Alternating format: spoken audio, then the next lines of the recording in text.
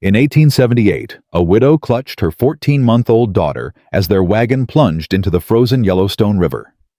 The driver was already gone. The horses were screaming, and the ice-cold water was rising fast. She had 30 seconds to live. Then she saw him, a lone rider on the ridge, watching. And instead of turning away like everyone else had, he spurred his horse straight toward certain death. What happened next would haunt them both forever.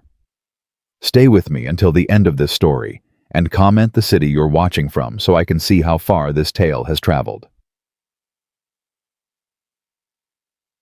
The baby wouldn't stop crying. Eleanor Hartwell pressed her daughter closer to her chest and whispered the same words she'd been whispering for 300 miles. "Hush now, Grace. Mama's here. Mama's got you." But Grace knew. Babies always knew when something was wrong, and everything had been wrong since the day Samuel died in that coal mine 8 months ago. "Ma'am, you might want to hold on tight." Ellie looked up at the wagon driver, a grizzled man named Jeb Cullen, who'd agreed to take her from the train depot to Silver Creek for $12, her last $12. "What is it?" "River's running high." Jeb spat tobacco juice over the side of the wagon. "Spring thaw came early this year. Damn ice is breaking up faster than I've ever seen." Ellie peered ahead and felt her stomach drop. The Yellowstone River stretched before them, swollen, and angry chunks of ice the size of coffins grinding against each other in the current. "Is the bridge safe?" Jeb didn't answer right away. That silence told her everything. "It's held this long," he finally said. "Should hold a while longer." Should, not would. Should. "Maybe we should wait," Ellie said. "Find another way." "Ain't no other way, ma'am. Not for 50 miles. And them clouds rolling in."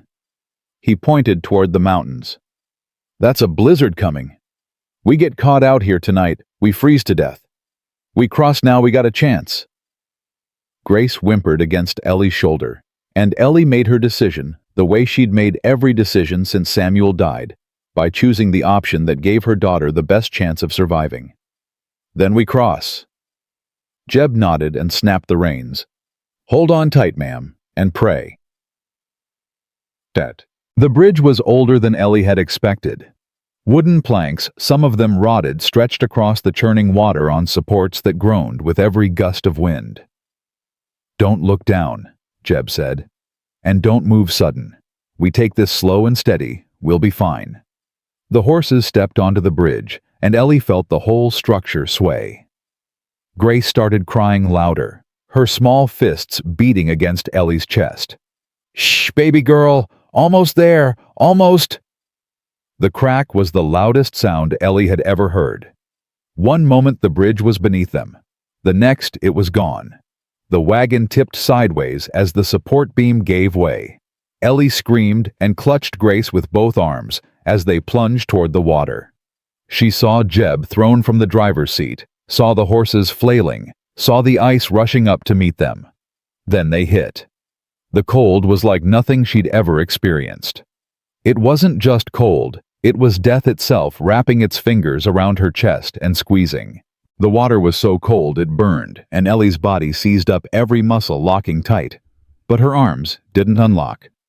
Her arms stayed wrapped around Grace, holding her daughter above the water, even as her own head went under. She kicked desperately, fought toward the surface.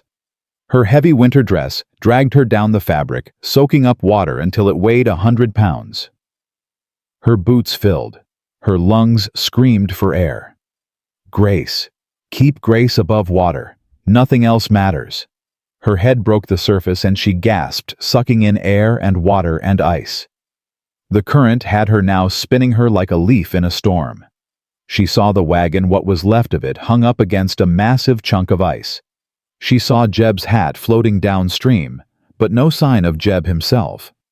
She saw the shore impossibly far away, and she saw a rider on the ridge. For one terrible moment their eyes met across the chaos. Ellie opened her mouth to scream for help, but the water pulled her under again, and when she surfaced, she was sure the rider would be gone. Everyone always left. Everyone always turned away. But the rider was moving. not away from the river toward it. He was riding straight toward the flood.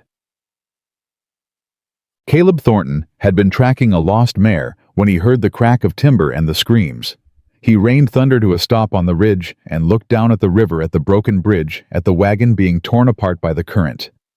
His first instinct was the one he'd learned over 4 years of grief: don't get involved. Don't care.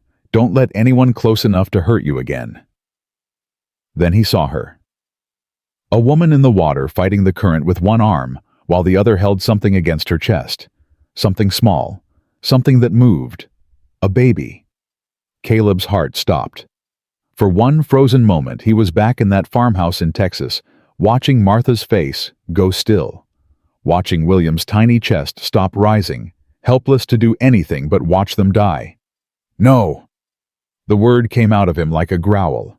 He kicked Thunder into a gallop, and the big bay stallion responded instantly, plunging down the slope toward the river. Not again! Not this time! The woman went under. When she came back up, she was 20 yards further downstream, and the chunk of ice she was heading toward would crush her like an eggshell. Caleb didn't think. Thinking would have stopped him. Instead, he did what his body demanded. He dove from Thunder's back into the frozen river. The cold hit him like a physical blow. His muscles cramped instantly, and for a terrifying second, he couldn't move, couldn't breathe, couldn't do anything but sink. Then he thought of the baby. He kicked toward the surface with everything he had. When his head broke the water, he could see the woman just 10 feet away, her face white with cold and terror, the baby screaming against her shoulder. "Hold on," he shouted. "I'm coming." "My baby!" she screamed back. "Save my baby!" Caleb swam. The current fought him every stroke, trying to drag him under, trying to sweep him away. Ice chunks slammed into his shoulders, his back, his legs. But he kept swimming. 5 feet, 3 feet, 1. He grabbed the woman's arm and felt her fingers dig into his wrist with desperate strength. "I've got you," he said. "I've got you both." "The ice," she gasped. "We're going to—" He saw it coming. A chunk of ice the size of a horse bearing down on them with the full force of the current behind it. "Take a breath," Caleb commanded. "Now." He pulled her under just as the ice passed overhead, close enough to scrape his back through his coat. The cold and the dark pressed in from all sides, and for a moment Caleb thought this was it. This was how he died in a frozen river saving strangers. Then his feet touched bottom. He pushed off hard, dragging the woman with him, and they broke the surface in the lee of a sandbar. The current was weaker here, the water only chest deep. "Stand up," Caleb ordered. "Can you stand?" The woman nodded, her teeth chattering so hard she couldn't speak. Together they waded toward the shore, fighting for every step. The baby was still crying, a good sign, Caleb told himself. Crying meant breathing. Crying meant alive. They collapsed onto the rocky bank, both of them gasping, shaking, barely conscious. Caleb lay on his back, staring up at the gray sky, and wondered if he'd just made the biggest mistake of his life. Then the woman's voice, weak but clear. "Thank you. Oh God, thank you."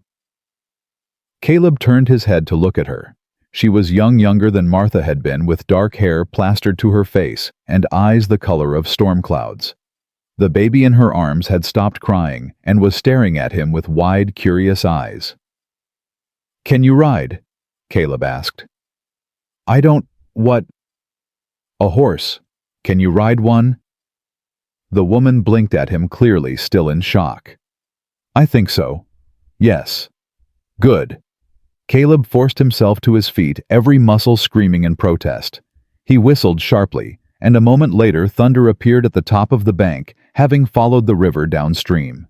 "My ranch is 3 miles from here," Caleb said. "We need to get you both warm before hypothermia sets in. Can you make it?" The woman looked at her baby, then back at him. Something shifted in her eyes, fear giving way to determination. "I'll make it," she said. "Whatever I have to do to keep her safe, I'll do." Caleb nodded slowly. He understood that kind of love. He'd felt it once before. The fever took everything. "Then let's go." The ride to the ranch was the longest 3 miles of Ellie's life. She sat in front of the stranger on his horse. Grace pressed between them and tried to stop shaking. The cold had seeped into her bones, into her blood, into her soul. She couldn't feel her feet. She could barely feel her hands. But she could feel the man behind her, the solid warmth of his chest against her back, the strength of his arm around her waist. "What's your name?" His voice was rough, like he wasn't used to talking. "Eleanor. Eleanor Hartwell. Most people call me Ellie." "And the baby?" "Grace. She's 14 months. "Grace." He said the name like he was testing it. "That's a good name." They rode in silence for a while. Ellie's teeth had finally stopped chattering, but she still felt frozen from the inside out. "What about you?" she asked. "What's your name?" "Caleb. Caleb Thornton." "Thank you, Caleb Thornton, for saving our lives." He didn't respond. She felt his arm tighten around her waist just slightly, but he didn't say a word. The ranch appeared through the falling snow like something from a dream. A solid adobe house with smoke rising from the chimney. A large barn. Corrals full of horses. And standing on the porch, an old man with a rifle in his hands. "Caleb!" The old man's voice carried clearly through the cold air. "What in God's name? Get the fire going, Jack." Caleb's voice was sharp with urgency. "Hot water, blankets, everything you've got." The old man. Jack took one look at Ellie and Grace and moved faster than his age should have allowed. By the time Caleb had dismounted and helped Ellie down from the horse, Jack had the door open and was stoking the fire in the hearth. "Madre de Dios," Jack muttered as Ellie stumbled inside. "She's half frozen. The baby, too." "I know." Caleb guided Ellie to a chair by the fire. "Get me dry clothes. There should be some of Martha's things still in the trunk." Jack hesitated for just a moment, a flicker of something in his eyes, then nodded and disappeared into the back room. Ellie looked up at Caleb. "Martha." "My wife." His voice was flat, empty. "She died 4 years ago." "I'm sorry." "Don't be." He crouched down to check on Grace, his big hands surprisingly gentle as he touched the baby's cheeks, her fingers, her feet. "She's cold, but she's strong. She'll be fine once she's warm." Jack returned with a bundle of clothes, a simple dress, petticoats, thick wool stockings. "These should fit close enough." Ellie looked at the clothes, then at the two men, then back at the clothes. Caleb seemed to understand her hesitation. "We'll step out," he said. "Call when you're changed." They left, and Ellie stripped off her soaked dress with fingers that felt like frozen sausages. The dry clothes were heaven against her skin, not quite her size, but close enough. She wrapped Grace in a warm blanket and held her close, feeling the baby's shivers slowly subside. "You can come back in," she called. Caleb entered first, his own wet clothes replaced by dry ones. He'd washed the mud from his face, and Ellie got her first clear look at him. He was older than she'd thought, mid-30s maybe. Tall and lean, with dark hair going gray at the temples, and a face that looked like it had been carved from stone. But his eyes, deep blue, almost navy, held something she hadn't expected. Pain. Old, familiar pain. She knew that look. She saw it in her own mirror every morning. "Thank you," she said again. "For the clothes. For everything." Caleb nodded stiffly. "Jack's making something to eat. You should rest." "I need to get to my sister." The words tumbled out before she could stop them. "She's expecting me. She'll be worried." "Your sister?" "Harriet Crawford. Her husband James has a homestead near Silver Creek. I was supposed to arrive today." Something changed in Caleb's expression, a tension that hadn't been there before. "You're Harriet Crawford's sister?" "Yes. Do you know her?" Caleb and Jack exchanged a look that made Ellie's stomach clench. "What?" she demanded. "What's wrong?" "Nothing's wrong," Caleb said slowly. "Not exactly, but your sister and her husband, they've been having some trouble lately." "What kind of trouble?" Before Caleb could answer, the sound of horses carried through the walls. Multiple horses riding fast. Jack moved to the window rifle in hand. "Caleb, we've got company." Caleb's face went hard. "How many?" "3. Coming from the north." Jack's voice tightened. "They're wearing double diamond brands." Ellie saw Caleb's jaw clench. "Take Mrs. Hartwell and the baby to the back room. Keep them out of sight." "Caleb." "Now, Jack." The old man didn't argue again. He took Ellie's arm gently but firmly and guided her toward the back of the house. "What's happening?" Ellie whispered. "Who are those men?" "Men you don't want to meet," Jack said grimly. "Not today. Not ever if you can help it." They reached the back room, a small bedroom with a single window facing the mountains, and Jack positioned them in the corner farthest from the door. "Stay quiet," he said, "no matter what you hear. But, please, Senora, trust me." Ellie clutched Grace to her chest and tried to still her racing heart. Through the walls, she could hear voices, Caleb's low and steady, another voice smooth and cultured, a third voice young and aggressive. "Just a friendly visit, Thornton. No need for hostility." "Nothing friendly about you, Ashworth. What do you want?" "Heard there was some excitement at the river today?" "Bridge finally gave out." "Anyone hurt?" A pause. Then Caleb's voice, carefully neutral. "Don't know what you're talking about." "Really?" "Because my son here says he saw you riding like the devil himself was chasing you. And when he rode down to check, he found wagon wreckage. Fresh wagon wreckage." "If there was a wagon, it was empty when I passed."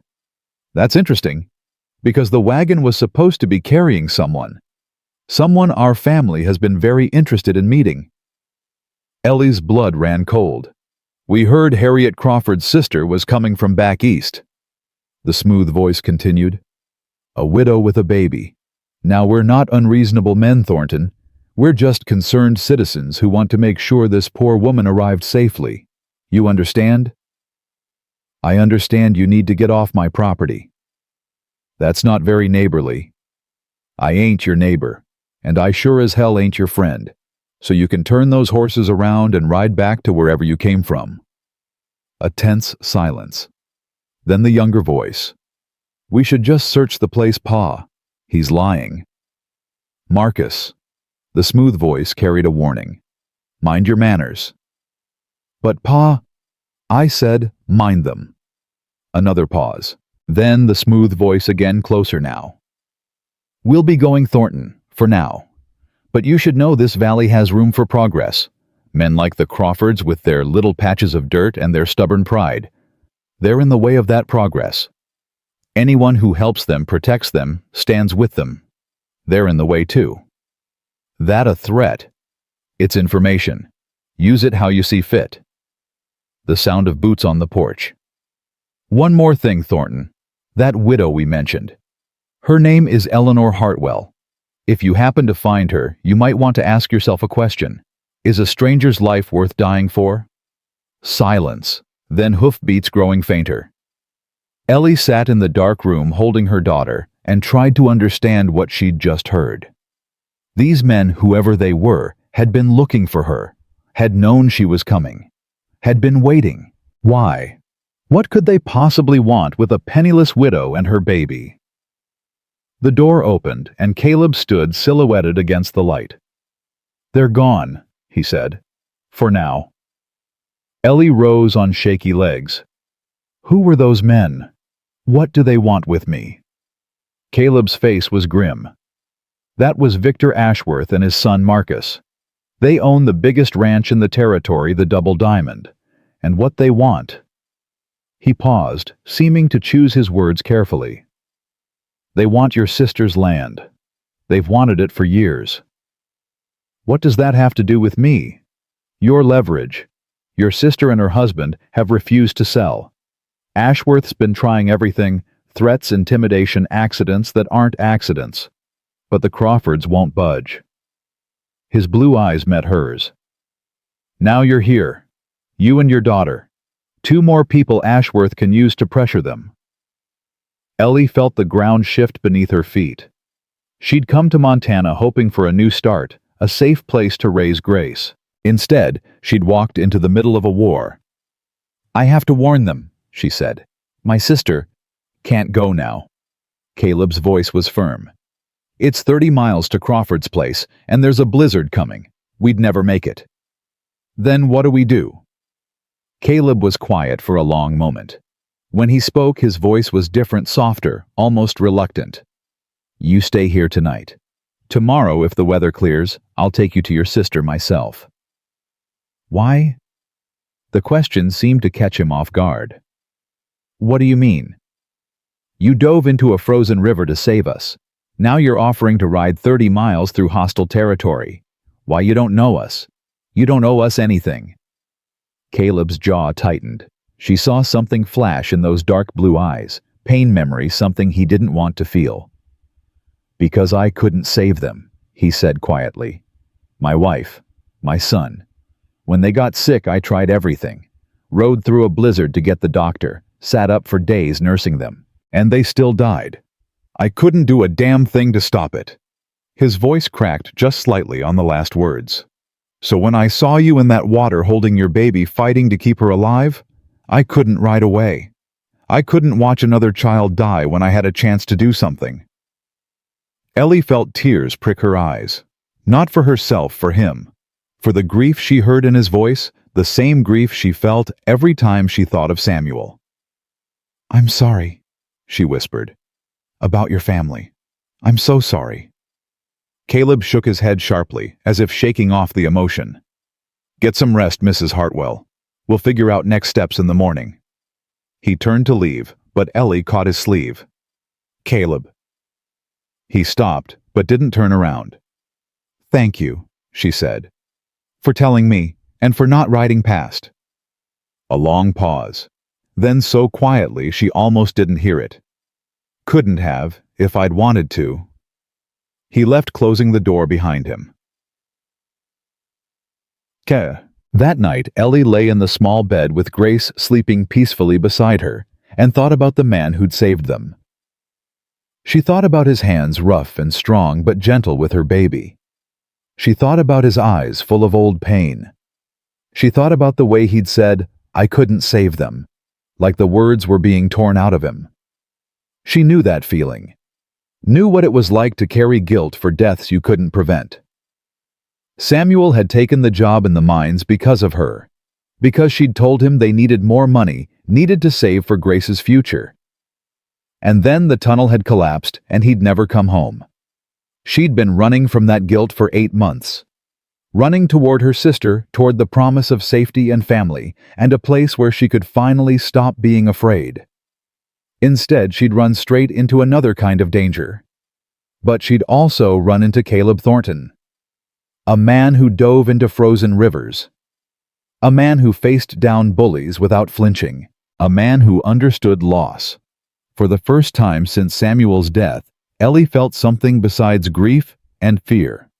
She felt hope. What? You're playing with fire, you know.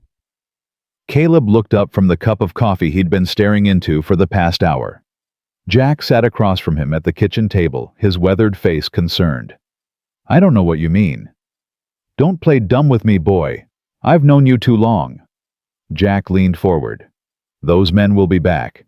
And when they find out you're protecting the Crawford woman's sister, then they'll find out. Caleb, what would you have me do? Jack. Caleb's voice was harder than he intended.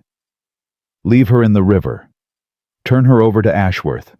Let him use her and her baby as pawns in his damn land grab. Of course not. But maybe there's another way. Maybe there isn't. Caleb stood abruptly, his chair scraping against the floor. I know what Ashworth does to people who get in his way. I've seen the farms he's burned, the families he's scattered. And I've sat here for 4 years doing nothing, telling myself it wasn't my fight. He moved to the window, looking out at the snow falling in the darkness. Martha would be ashamed of me. She always said I couldn't turn away from someone in trouble. She said that's why she loved me. His voice caught. I've been turning away for 4 years, Jack. 4 years of not caring, not getting involved, not risking anything because I was too scared of losing again. And now, Caleb was quiet for a long moment. Then, "Now there's a woman sleeping in my house who reminded me what courage looks like. She was drowning, freezing, about to die, and all she cared about was keeping her baby's head above water." He turned back to face Jack. "I'm done turning away.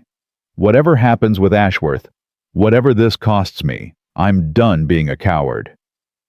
Jack studied him with those old wise eyes. Then he smiled a slow, approving smile. "There he is," Jack said softly. "The man Martha fell in love with. I was wondering when he'd come back." The blizzard hit just before midnight. Ellie woke to the sound of wind shrieking around the house and Grace crying in alarm. She gathered her daughter close and tried to soothe her, but the storm was so loud, so violent, that her voice could barely be heard. A knock at the door made her jump. "Mrs. Hartwell." Caleb's voice muffled by the wind. "You all right in there?" "We're fine, just scared." "Can I come in?" Ellie hesitated for just a moment. Then, yes. Caleb entered carrying a lantern.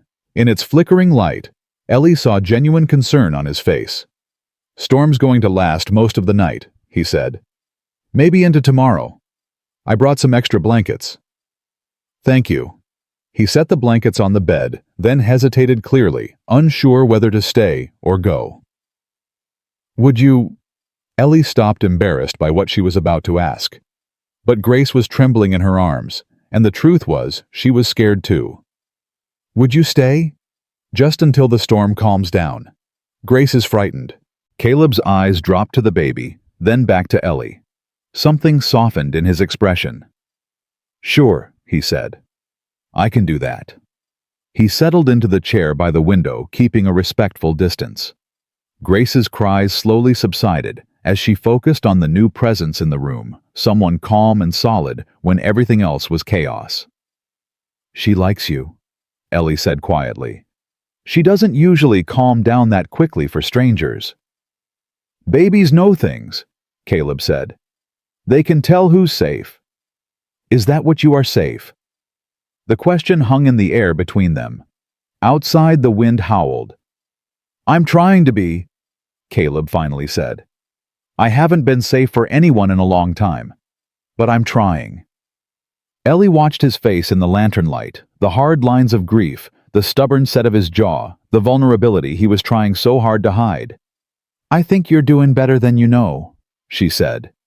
He looked at her, then really looked at her, and Ellie felt something pass between them. Not romance, not yet. It was too soon for that, and they were both too wounded.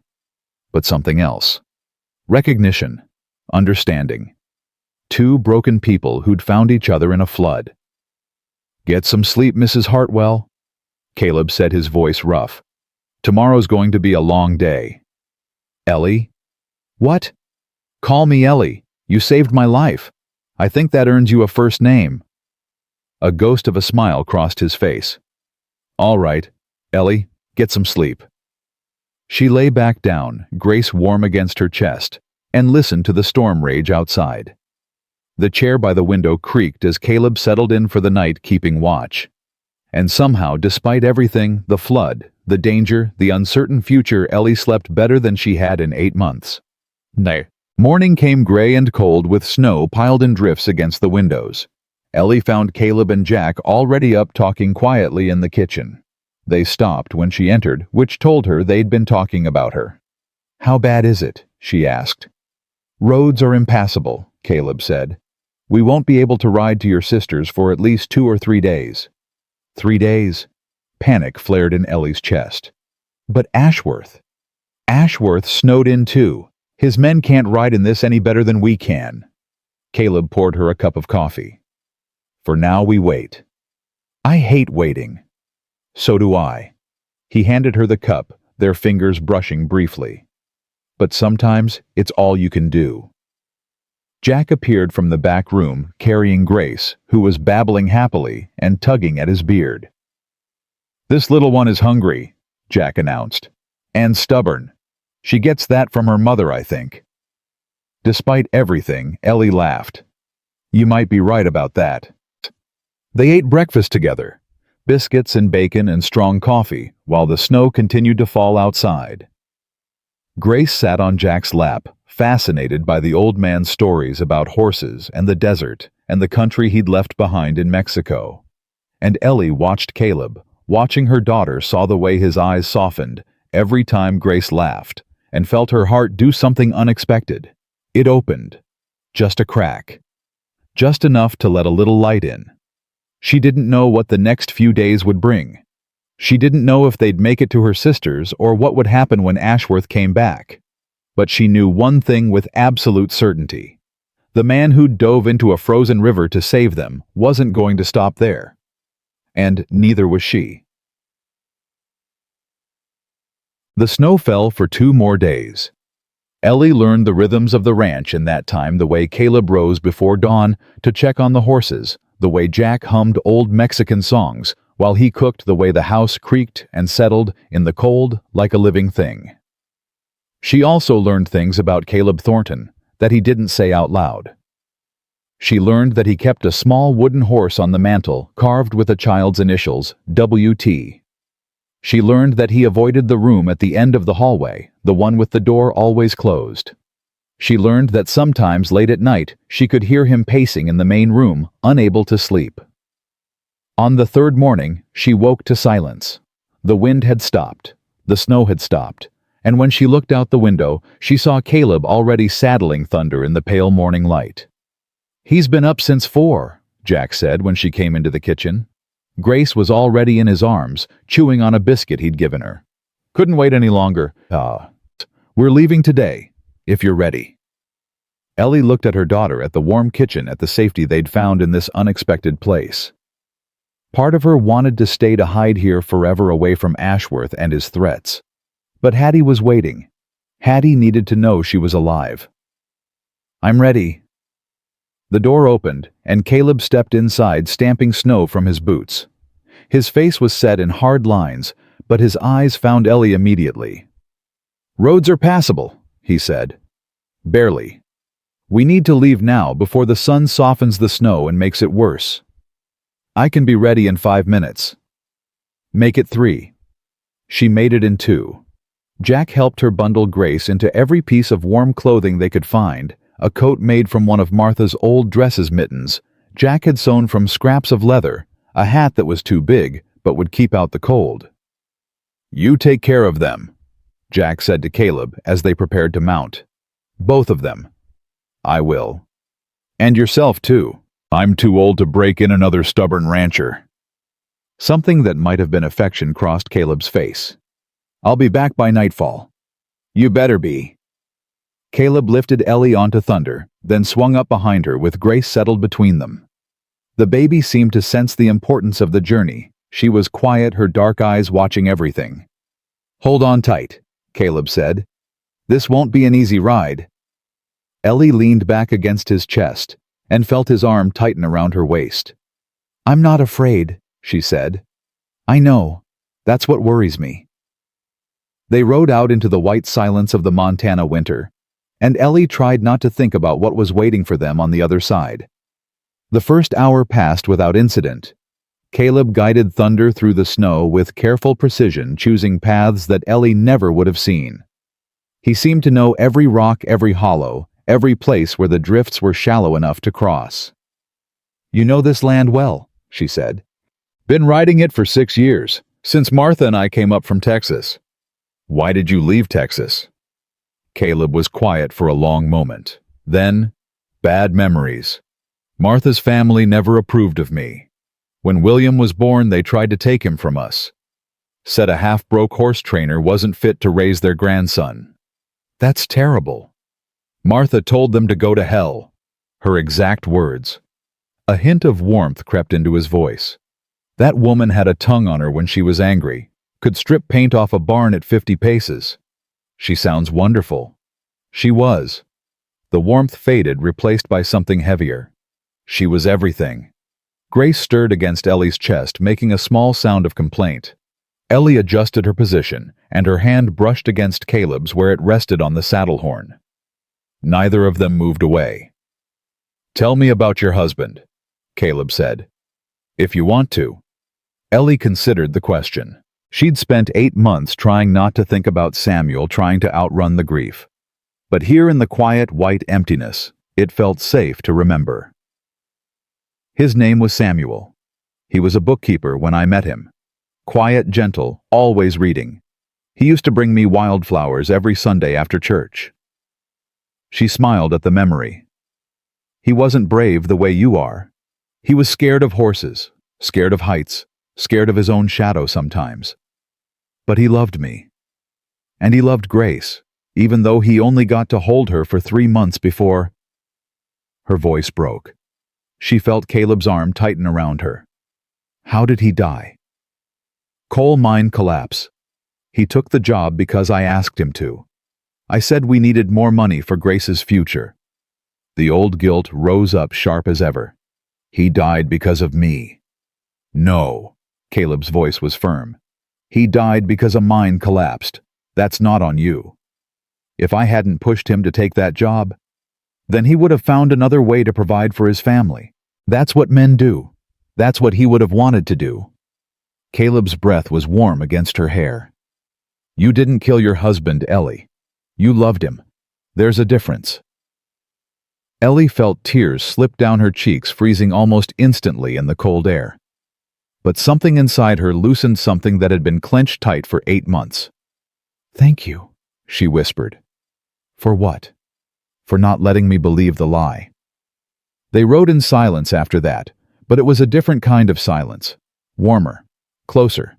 The trouble started around noon. Caleb pulled Thunder to a sudden stop, his whole body going tense.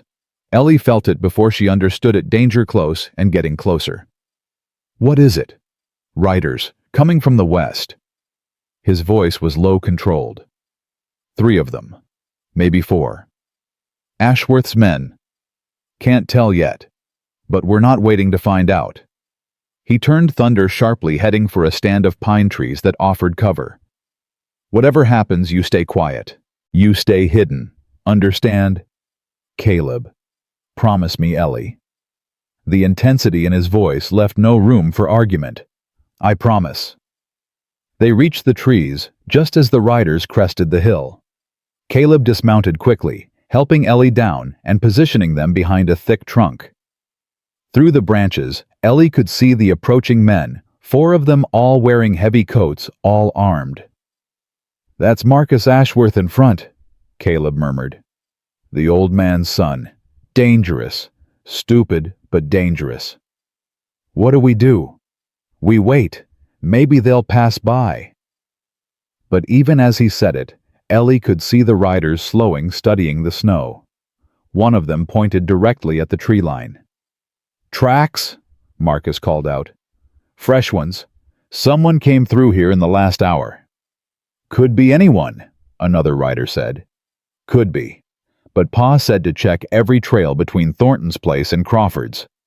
Marcus's voice carried clearly in the cold air. If that widow's trying to reach her sister, this is the way she'd go. Ellie's heart hammered against her ribs. Grace stirred in her arms, and she pressed her hand gently over the baby's mouth, praying she wouldn't cry. We should search the trees, Marcus said. Fan out. Marcus, it's freezing. If there's someone in there, they'll freeze to death before nightfall anyway. Pa wants the woman. He didn't say anything about comfortable. Marcus kicked his horse forward. Search the trees, now. Caleb's hand moved to his rifle. Ellie saw his jaw tighten, saw the calculation in his eyes. There's 4 of them, she breathed. You can't. I can if I have to. Caleb, please. Grace. Is exactly why I have to. He met her eyes, and she saw something there she hadn't seen before, not just determination, but desperation. I won't let them take you, either of you, no matter what it costs.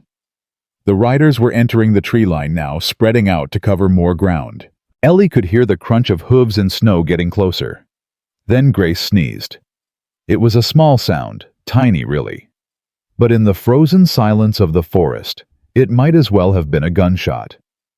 There! Marcus shouted. Behind that big pine. Everything happened at once. Caleb stepped out from behind the tree, rifle raised. That's far enough, Ashworth.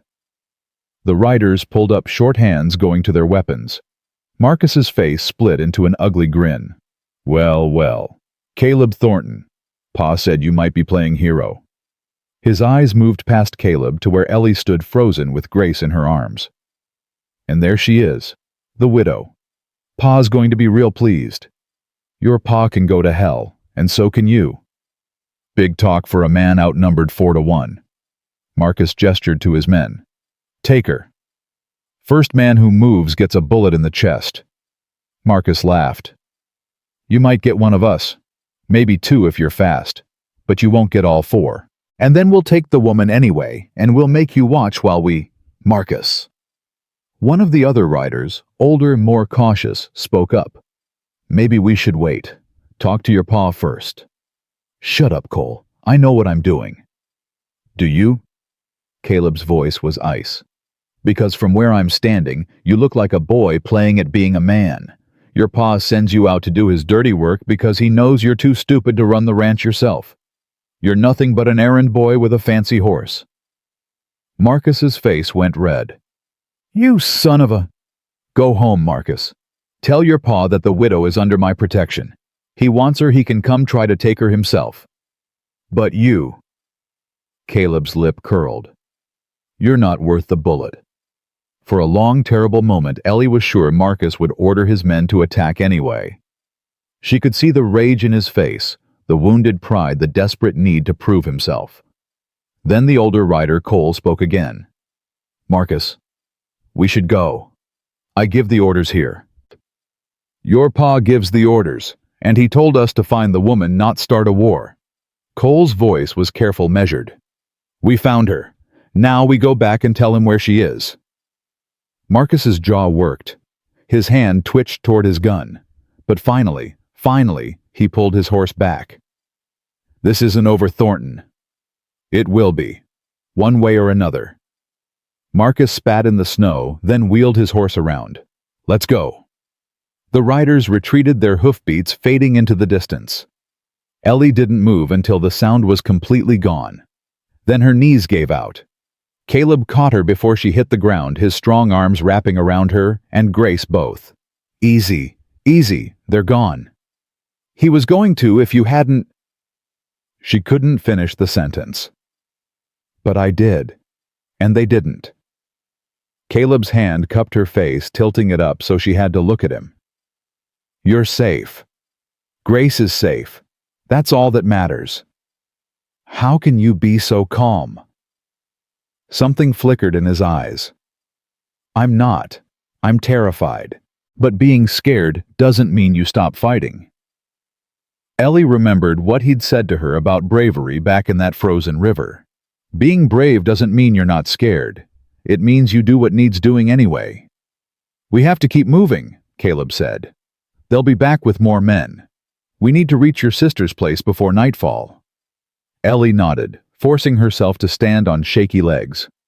Grace was crying now, upset by the tension she couldn't understand. Ellie bounced her gently, murmuring comfort. How much farther? 10 miles, maybe 11. Caleb helped her back onto Thunder. We can make it if we push hard. Then let's push hard. They rode faster after that, Caleb pushing Thunder to his limits. The horse responded magnificently, his powerful legs eating up the miles. But Ellie could feel the animal tiring, could feel the strain in every stride. Will he make it? He'll make it. Thunder's never let me down yet. What if? He'll make it. The sun was sinking toward the mountains when Ellie finally saw it, a small homestead nestled in a valley, smoke rising from the chimney. A barn, a corral, a modest house with curtains in the windows. Home, or what would become home. That's it, she breathed.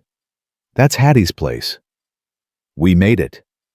But before they could start down the slope, Caleb pulled Thunder to a stop. His body had gone tense again, that same coiled alertness she'd seen in the forest. What's wrong? Something's not right. He was scanning the homestead, his eyes narrowed. There should be more activity this time of day. Livestock moving, people working, but it's too quiet. Maybe they're inside. It's cold. Maybe. But he didn't sound convinced. Stay here. I'm going to ride down and check. No. Ellie grabbed his arm. We stay together. Whatever's down there, we face it together. Caleb looked at her for a long moment. Then he nodded slowly. Together then. They descended the slope at a walk, Caleb's rifle across his lap. As they got closer, Ellie could see more details, a door hanging slightly open, tracks in the snow that looked wrong. Somehow a broken window on the side of the house. Her heart began to pound. Hattie, she called out. Hattie, it's me. It's Ellie. No response. James, are you there, James? Still nothing. They reached the yard and Caleb dismounted first, helping Ellie down while keeping his eyes on the house. Stay behind me. They approached the front door together. Up close, Ellie could see that it wasn't just ajar, it had been kicked in. The frame was splintered, the lock broken. Oh God, she whispered. Oh God, no! Caleb pushed the door open with the barrel of his rifle. The inside of the house was chaos. Furniture, overturned dishes, shattered papers scattered across the floor. Hattie! Ellie pushed past Caleb, her terror overriding his warning. Hattie, where are you? Ellie, wait! But she was already running through the house. Grace clutched to her chest, searching every room. The kitchen empty, but signs of a struggle. The bedroom mattress torn apart, clothes strewn everywhere. The children's room. She stopped cold. 2 small beds, both empty. Children's toys scattered on the floor. A rag doll lying face down near the window. Where are they? Her voice was rising, panic taking over. Where are my sister's children? Where is everyone? Ellie! Caleb's voice came from behind her, gentle but urgent. There's no blood. No bodies. That means they're alive. But where? I don't know, but we're going to find out. A sound from outside made them both freeze. Hoofbeats approaching fast. Caleb grabbed Ellie's arm and pulled her toward the back of the house. This way, quickly. They slipped out the back door just as riders entered the front yard. Caleb guided her to a small root cellar behind the house, lifting the door and helping her inside. Stay here, he whispered. Don't make a sound. Where are you going? To find out who's out there. If it's Ashworth's men, I need to know how many. Caleb. He pressed his fingers to her lips, silencing her. I'll come back for you, I promise. Then he was gone. The cellar door closing softly above her. Ellie huddled in the darkness, Grace warm against her chest, and prayed for the second time in 3 days. She prayed for Caleb. She prayed for her sister. She prayed for the children she'd never met. And she prayed for the strength to face whatever was coming. Minutes passed, maybe hours. Ellie couldn't tell in the darkness. Grace had fallen asleep, her small body heavy with exhaustion. Then the cellar door opened, and Ellie's heart stopped. Ellie. A voice she knew. A voice she'd been dreaming of hearing for months. Hattie. Her sister's face appeared above her, tear-streaked and pale but alive. Beautifully, impossibly alive. Oh my God! Hattie reached down, helping Ellie climb out. Ellie, you're here. You're really here.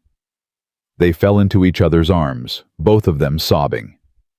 Grace woke and started crying too, and then Hattie was crying harder, reaching out to touch the niece she'd never met. She's beautiful, Hattie choked out.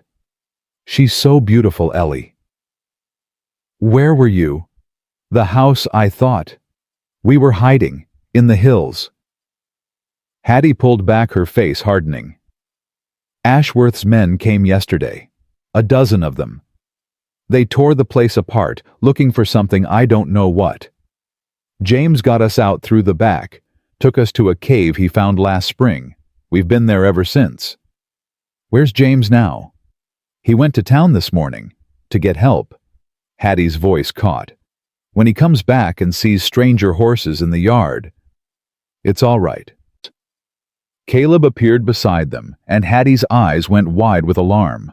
"I'm a friend. Name's Caleb Thornton. I've been helping your sister." Hattie looked at Ellie, who nodded. "He saved our lives, Hattie. More than once." Hattie studied Caleb for a long moment, then seemed to come to a decision. "Then you're welcome here, Mr. Thornton. Whatever's left of here, anyway." "We need to get inside," Caleb said. "More riders will come. We can't be caught in the open." They moved into the damaged house, Hattie carrying her 2 children, a boy of 3 and a girl of 5, both clinging to their mother with wide, frightened eyes.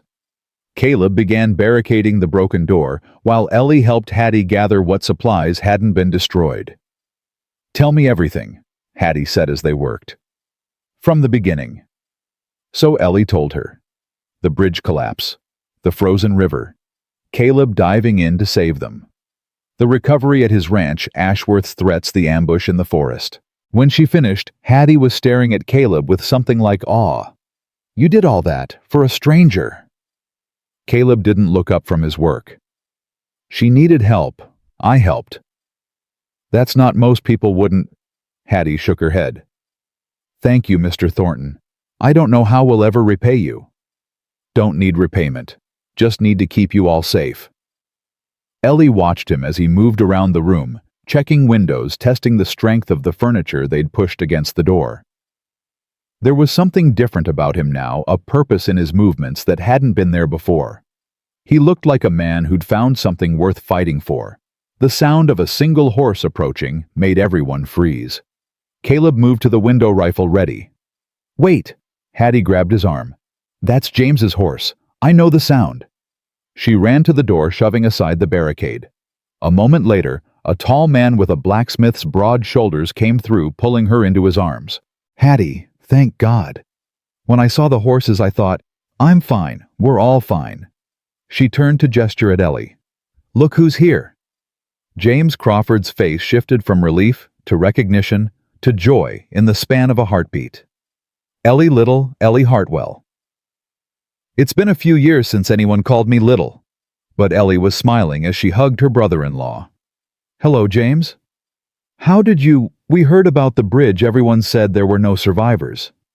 "There almost weren't, but then someone decided to be a hero." She nodded toward Caleb. "James, this is Caleb Thornton." The 2 men sized each other up the way men do, cautious, respectful, taking measure. "Thornton," James said. "I've heard of you. Got a horse ranch about 30 miles south." "That's right. Heard you keep to yourself. Don't get involved in valley business." Used to be true. And now, Caleb's eyes moved to Ellie, then back to James. "Now I'm involved." Something passed between the 2 men, an understanding that went beyond words. James nodded slowly. "Then you're welcome here, for as long as you want to stay." "Might be a while. Ashworth knows Ellie's headed this way. He'll come for her." "Let him come." James's jaw set. "We've been fighting that man for 2 years. We're not giving up now." "You've been fighting alone. That's about to change." The words hung in the air like a promise. Ellie felt something shift in the room, a sense of possibility that hadn't been there before. Maybe they could win this. Maybe they could actually win. But even as hope flickered to life in her chest, she knew the hardest part was still to come. Ashworth wouldn't give up easily. Men like him never did. The real fight was just beginning. That night they gathered around the kitchen table, what was left of it, and planned. James had brought news from town. Sheriff Wade was sympathetic, but outgunned. The territorial marshal was 3 days' ride away, and Ashworth had been buying up every gun hand he could find. "He's planning something big," James said grimly. The men at the saloon were talking. Said Ashworth's been telling everyone this valley will be his by spring. "Over my dead body," Hattie said fiercely. "That's exactly what he's hoping for." Caleb leaned forward. "What about the other homesteaders? The Morrisons, the Chens, the folks up north?" "Scared. All of them. Ashworth's been picking us off one by one. Anyone who stands up to him has an accident." James's voice was bitter. We've tried to organize before. Never works. People are too afraid. They're afraid because they're alone. Caleb's voice was quiet but certain. Stand together, and fear turns into something else. Courage, Hattie asked. Anger. Anger's more useful. Ellie watched Caleb as he spoke, seeing the man who'd emerged from the ruins of his grief. This wasn't the hollow-eyed stranger who'd pulled her from the river. This was someone who'd remembered who he used to be. Someone worth following. Tomorrow, Caleb said. I'll ride to the Morrison place. Talk to them myself.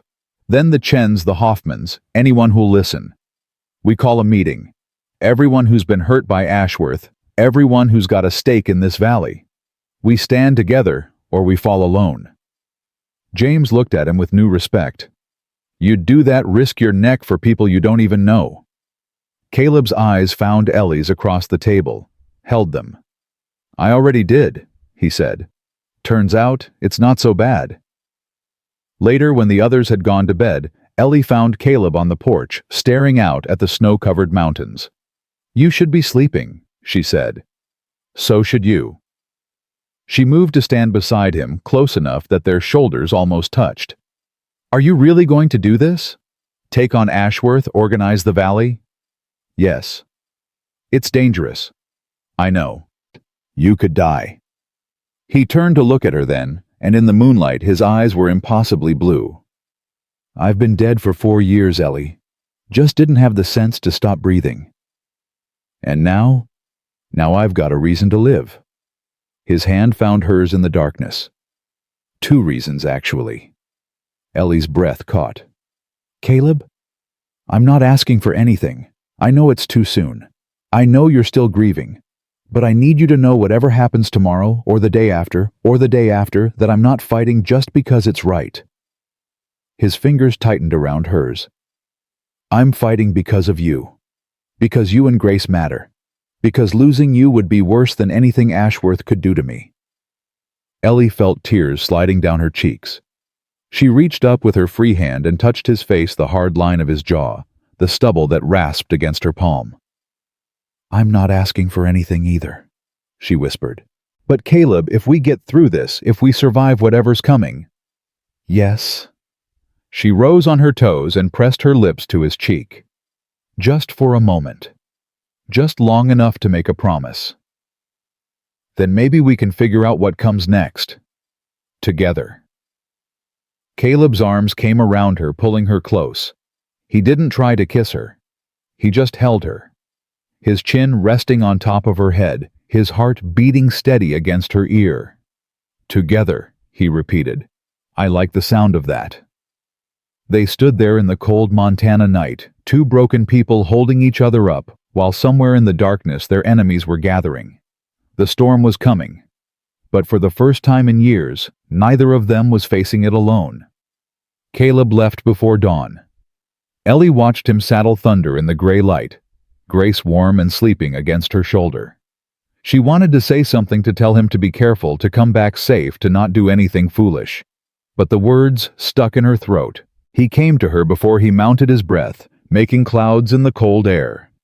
I'll be back by nightfall, he said. Maybe sooner if the roads are clear. And if they're not, then I'll be back anyway. Just might take longer. She reached out and touched his arm. Caleb, what you said last night. I meant it. Every word. I know. She swallowed hard. That's what scares me. Something softened in his face. He reached up and brushed a strand of hair from her cheek, his fingers lingering just a moment longer than necessary. Being scared is all right, he said quietly. Long as you don't let it stop you from living. Then he swung onto Thunder and rode out into the morning, and Ellie watched until he disappeared over the ridge. Hattie found her still standing there 10 minutes later. He's a good man, Hattie said, coming to stand beside her. I can see why you trust him. I more than trust him. I know. Hattie's voice was gentle. I can see that too. Ellie finally turned away from the empty horizon. Is it wrong? Samuel's only been gone 8 months. I should still be in mourning. I should still be... You should still be what miserable alone. Hattie took her hand. Ellie Samuel loved you. He'd want you to be happy. He'd want Grace to have a father. It's too soon. Says who? Some book of rules about how long grief is supposed to last. Hattie shook her head. There's no right time for love, little sister. It comes when it comes. The only wrong thing would be to turn away from it because you're afraid of what people might think. Ellie looked down at Grace at her daughter's peaceful face. What if I lose him too? What if I let myself love him and then you'll grieve, and then you'll keep living, because that's what we do. Hattie squeezed her hand. But Ellie, what if you don't lose him? What if you push him away because you're scared, and you spend the rest of your life wondering what could have been? It was the question Ellie had been avoiding for days, the question that kept her up at night, that made her heart race every time Caleb looked at her. What if, come inside, Hattie said. Help me fix breakfast. And try not to worry too much about that man of yours. Something tells me he can take care of himself.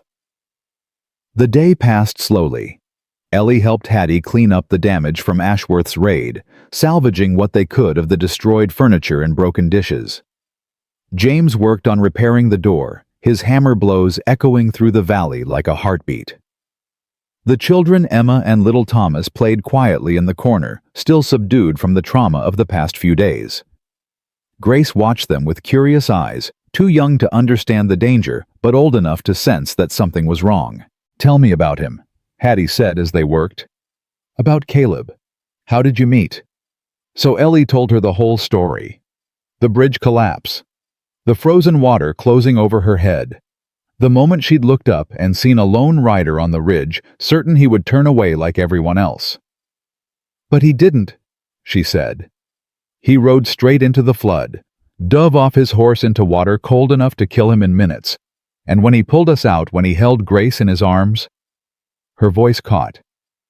He looked at her like she mattered, like she was worth saving. Every baby is worth saving. I know. But Hattie, you didn't see his face. He lost his own son, a little boy named William, and when he held Grace I could see. She stopped, unable to find the words. You could see he was remembering, Hattie finished softly, and choosing to save her anyway, even though it hurt. Yes. That's love, Ellie. Maybe not the romantic kind, not yet, but love all the same. The kind that puts someone else's life above your own. Is that why he's out there now, risking his neck for people he doesn't even know? Hattie was quiet for a moment. I think, she said slowly, he's out there because he finally found something worth risking it for. And I think that something is you. Before Ellie could respond, the sound of approaching horses made them both freeze. James, Hattie called, her voice sharp with fear. James appeared in the doorway, rifle in hand. I see them. 3 riders coming from the north. Ashworth's men. Can't tell yet. He moved toward the window, positioning himself where he could see without being seen. Hattie, take the children to the cellar. Ellie, you too. No. The word came out stronger than Ellie intended. I'm not hiding anymore. Ellie. I said no. She moved to stand beside James, her jaw set. If they're coming for me, they can face me. I'm done running. James looked at her for a long moment, then nodded slowly. All right, but stay behind me. The riders came into the yard and pulled up their horses. Ellie's heart hammered against her ribs as she tried to make out their faces. Then one of them called out, James Crawford, that's you in there. James's shoulders relaxed slightly. Ben Morrison, what the hell are you doing riding up on a man's house like that? Apologies.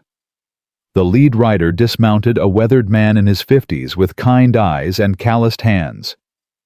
Didn't mean to startle you, but we heard there was trouble out this way. Came to see if you needed help. 2 more riders dismounted behind Morrison. Ellie recognized neither of them, but James seemed to know them well. Tom Chen, Bill Hoffman. James set down his rifle and stepped onto the porch. What is this? A man came by my place this morning, Morrison said. Thornton, his name was. Said he was organizing a meeting. Said it was time the homesteaders in this valley stood together against Ashworth. And you believed him. I believed what he told me about pulling a woman and her baby out of a frozen river. I believed the look in his eyes when he talked about what Ashworth's been doing to folks around here. Morrison's gaze moved past James to where Ellie stood in the doorway. You must be the woman he mentioned. The widow. Eleanor Hartwell, Ellie said, stepping forward. And yes, Mr. Thornton saved my life. He saved my daughter's life. Then I reckon he's earned the right to be heard. Morrison turned back to James. He's calling a meeting for tomorrow, here at your place if you'll have us. Everyone he could reach: the Chens, the Hoffmans, old Bill Weatherby, the Peterson family from up north. Said it was time to stop being afraid. James was quiet for a long moment. Then he looked at Hattie, who had emerged from the house with the children. What do you think? Hattie's chin lifted. I think I'm tired of hiding in root cellars while men like Ashworth destroy everything we've built.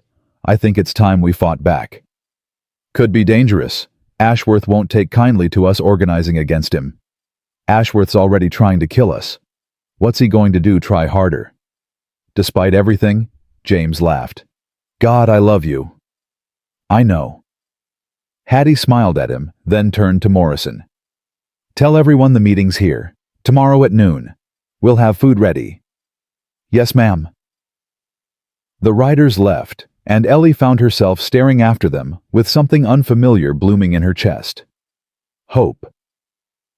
Caleb returned at dusk riding Hard Thunder lathered with sweat. He dismounted before the horse had fully stopped, his face grim but determined.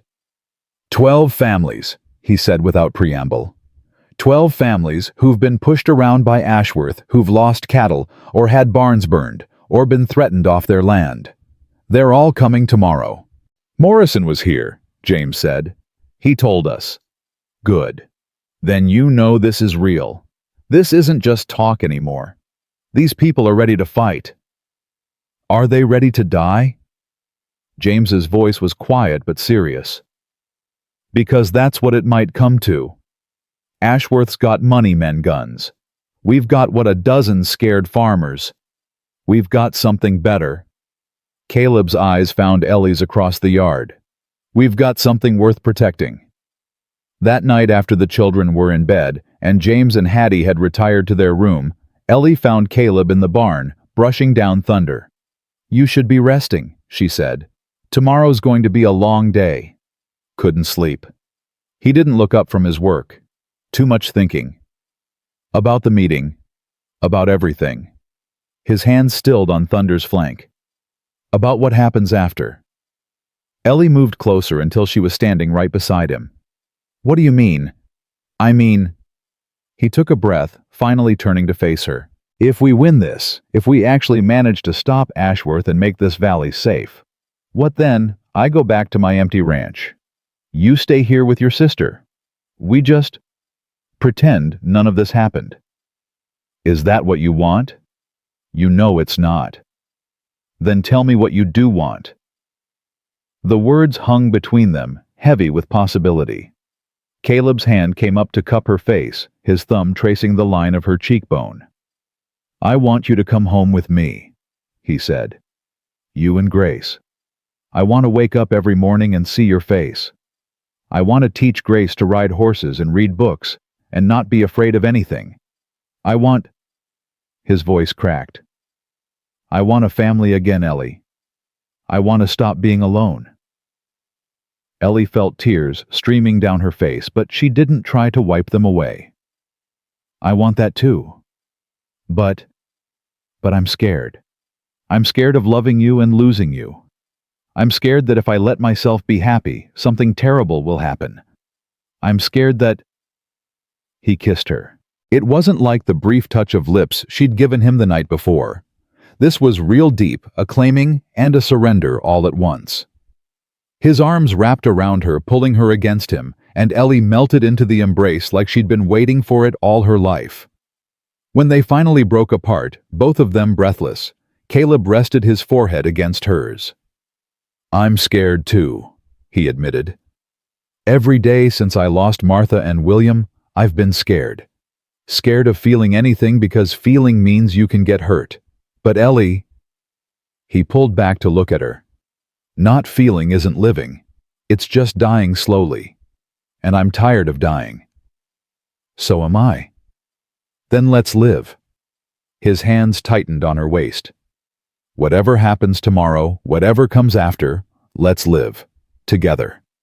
Ellie reached up and touched his face, feeling the roughness of his beard, the warmth of his skin.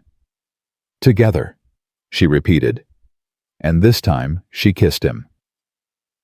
The morning of the meeting dawned cold and clear. They came in wagons and on horseback alone and in groups. The families who had suffered under Ashworth's reign, the people who had watched their neighbors driven out and done nothing because they were afraid. Ellie counted them as they arrived. The Morrisons with their 3 grown sons, the Chens with their eldest daughter who looked ready to fight. Old Bill Weatherby, who had to be helped down from his horse, but whose eyes were sharp and fierce. The Hoffmans, the Petersons, the Williamsons from the valley's far edge. 12 families, maybe 40 people in all, including children. Against Ashworth's army of hired guns, it didn't seem like much. But watching them gather in the yard, seeing the determination on their faces, Ellie felt something shift. These weren't soldiers or gunfighters. They were farmers, shopkeepers, ordinary people who had finally had enough.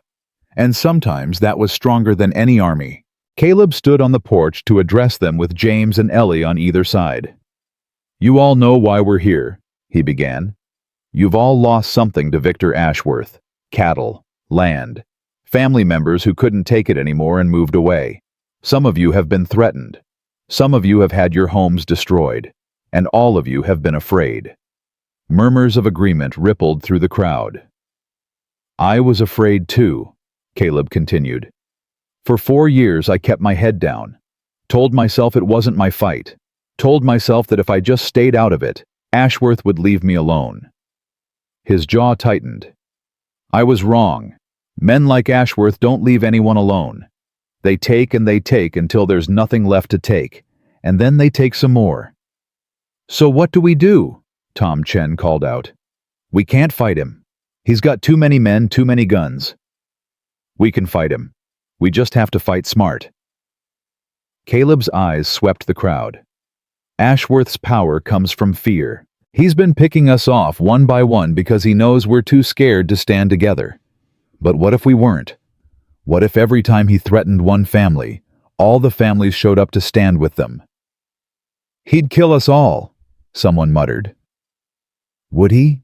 In front of witnesses? With the territorial marshal watching?" Caleb shook his head. "Ashworth's a bully, but he's not stupid. He knows there are limits to what he can get away with. The reason he's gotten away with so much is because no one's been willing to push back." "You're asking us to risk everything," Bill Weatherby said. His voice was thin with age, but steady. "Our homes, our families, our lives. I'm asking you to stop losing everything slowly and start fighting for it." Caleb's voice hardened. "Because that's what's happening whether you want to admit it or not. Ashworth isn't going to stop. He wants this whole valley, and he'll keep pushing until he gets it unless we push back." Silence fell over the crowd. Ellie could feel the tension, the fear, the desperate hope warring in every face.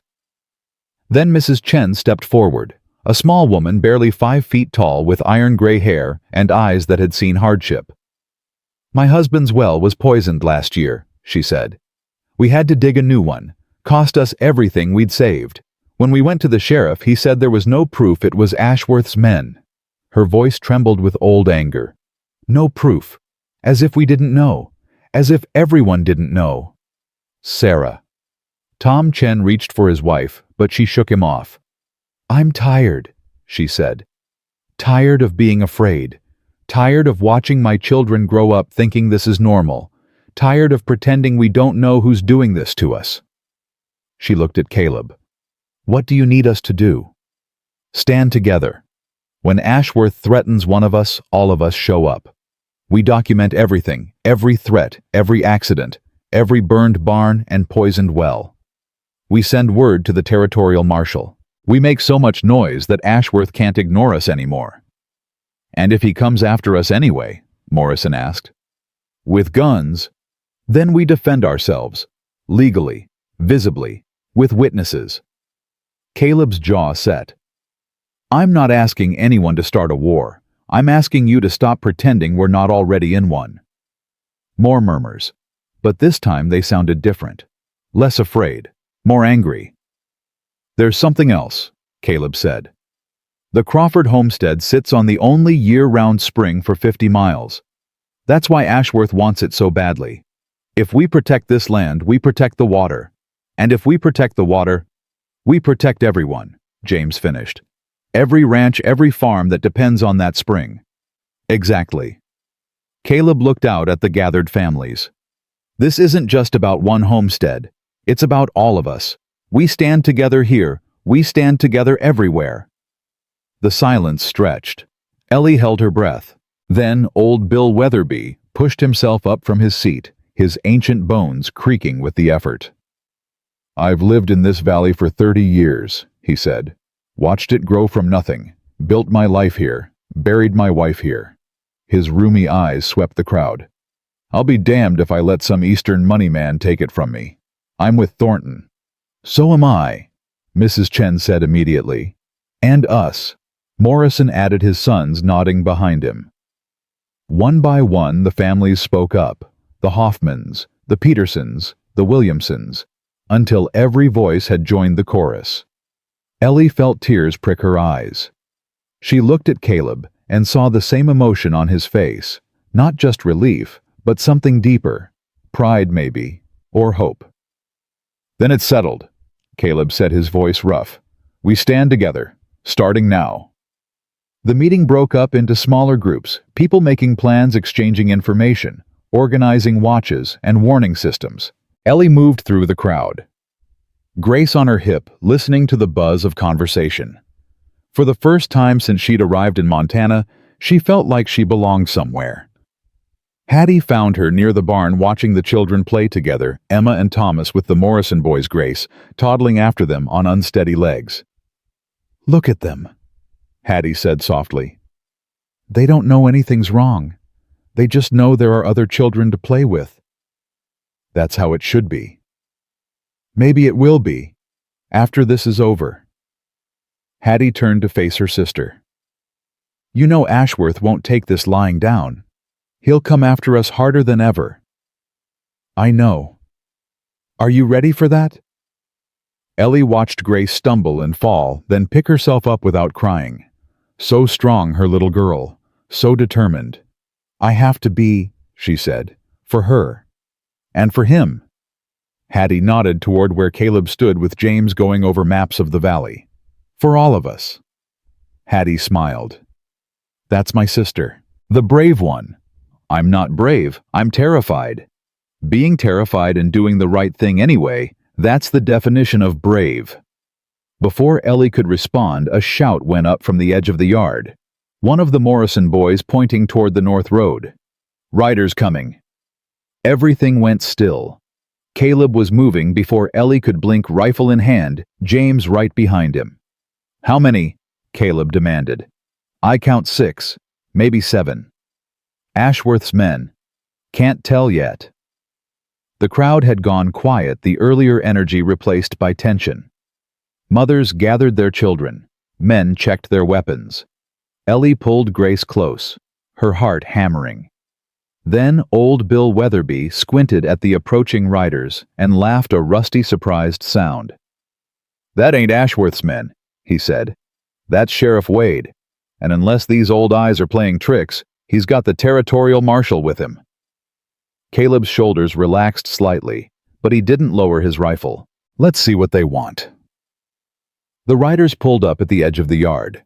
Sheriff Wade, a tired-looking man in his 40s with a star on his chest, dismounted first.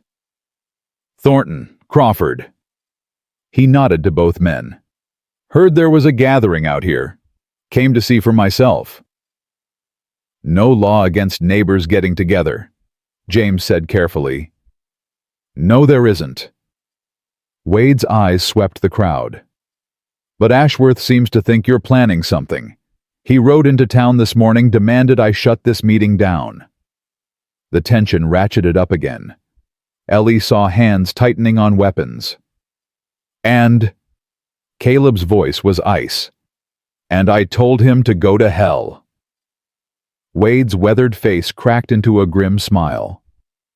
I've been watching that man terrorize this valley for 2 years. Couldn't do anything about it, not enough evidence, not enough men, not enough spine in the people who should have been standing up to him. He looked around at the gathered families.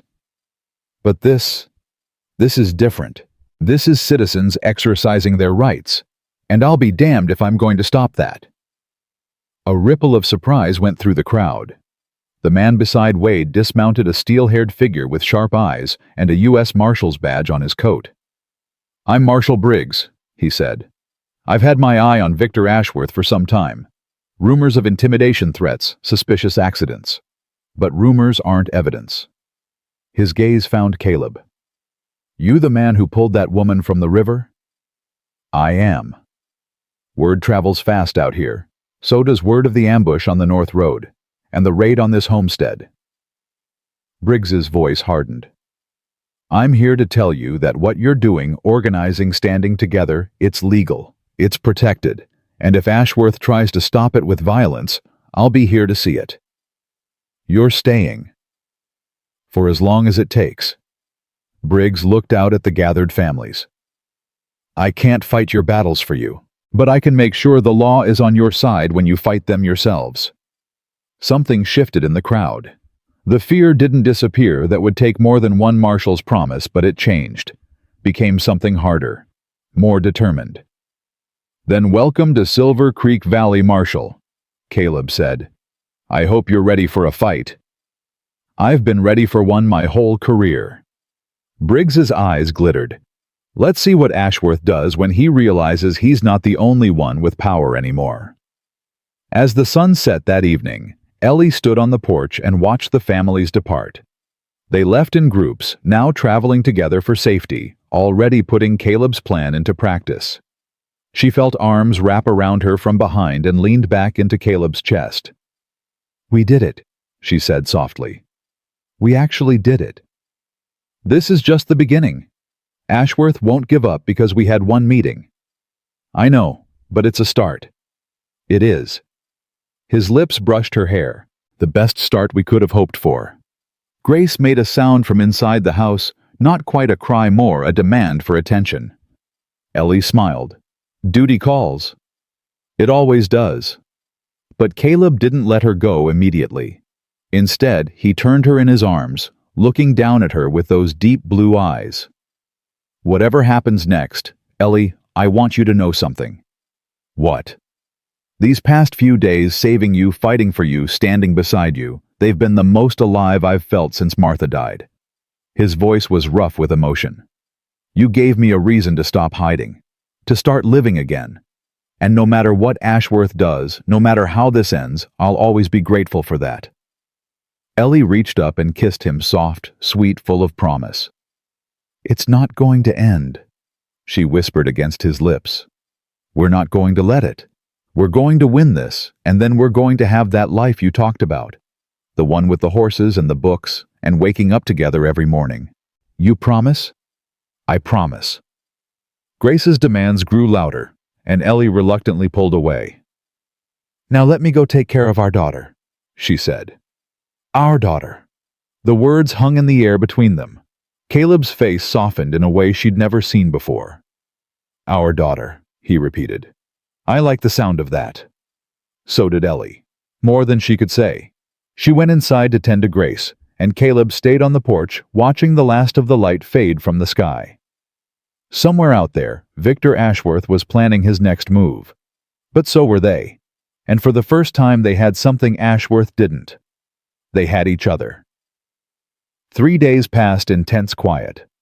The homesteaders had organized a watch system, riders patrolling the roads, families checking on each other daily, a network of signals that would spread warning across the valley in minutes. Marshal Briggs took a room at the Silver Creek boarding house and made his presence known, riding out to the Double Diamond to inform Victor Ashworth personally that the law was watching.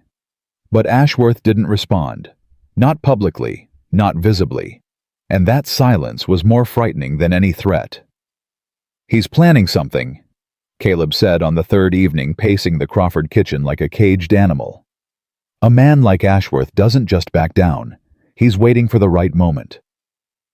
"Maybe the marshal scared him off," Hattie suggested, though her voice lacked conviction. "Men like Ashworth don't scare. They calculate." Caleb stopped at the window, staring out at the darkening sky. "He's figuring out how to hit us without getting caught.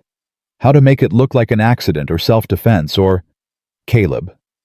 Ellie's voice cut through his spiraling thoughts. "Come sit down. You haven't eaten all day." "I'm not hungry." "I didn't ask if you were hungry. I said come sit down." He turned to look at her, and despite everything, a ghost of a smile crossed his face. "You're getting bossy." "I learned from the best. Now sit." He sat. Ellie put a plate in front of him, venison stew that Hattie had been simmering all afternoon, and stood over him until he took a bite. "Happy?" "Getting there." She settled into the chair beside him, Grace on her lap. "You can't protect us if you collapse from exhaustion." "I can try." "Caleb Thornton." Her voice softened. "We're in this together. Remember, that means you don't have to carry everything alone." He looked at her. Really looked at her, and Ellie saw the fear beneath the determination. The same fear she'd seen that first night when he'd told her about Martha and William. The terror of loving something and losing it. "I can't lose you," he said quietly. "Either of you. I know that's selfish. I know I should be thinking about the valley, about all the families depending on us. But when I close my eyes, all I see is you and Grace. All I think about is keeping you safe." "That's not selfish. That's love." "Is it?" "Yes." She reached across the table and took his hand. "And it's the same thing I feel every time you ride out. The same terror, the same desperate prayers. But Caleb, that's what makes us human. That's what makes this worth fighting for." He was quiet for a long moment, his thumb tracing circles on her palm. Then, when this is over, we're going to have that life you promised me. The one with the horses and the mornings together. You still want that? More than anything." Something eased in his face. Not the fear that wouldn't go away until Ashworth was dealt with, but the loneliness beneath it. The sense that he was facing this alone. "Then I'd better eat," he said. "Can't build a life on an empty stomach." They went to bed early that night, but Ellie couldn't sleep. She lay in the darkness, listening to Grace's soft breathing from the cradle beside her, and tried to quiet the anxiety churning in her stomach. Something was coming. She could feel it the way animals feel a storm before it breaks a pressure in the air, a wrongness she couldn't name. She was still awake at midnight when she heard it. Hoofbeats. Dozens of them. Coming fast. "Caleb!" She was out of bed and running before the word finished leaving her mouth. "Caleb, they're coming!" The house erupted into chaos. James burst from the bedroom, rifle in hand. Hattie gathered the children with practiced efficiency, her face pale but determined. And Caleb was already at the window counting the riders in the moonlight. 20, maybe 25. His voice was steady, but Ellie could hear the tension beneath it. "More than we expected." "What do we do?" "The signal." James moved to the door.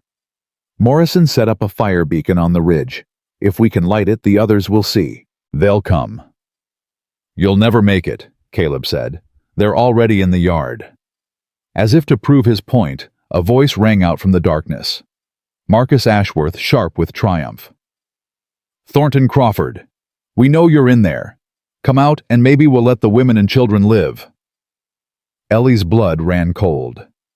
She clutched Grace tighter, feeling her daughter stir against her shoulder. "Don't," Hattie whispered. "Don't even think about going out there." "I'm not." Caleb was checking his rifle, his movements calm and methodical. But we need to buy time. Get the families here, get the marshal. How? I'll keep them talking. James, can you get out the back circle around to the ridge? I can try. Then try. Light that beacon. Get help. James hesitated, looking at Hattie.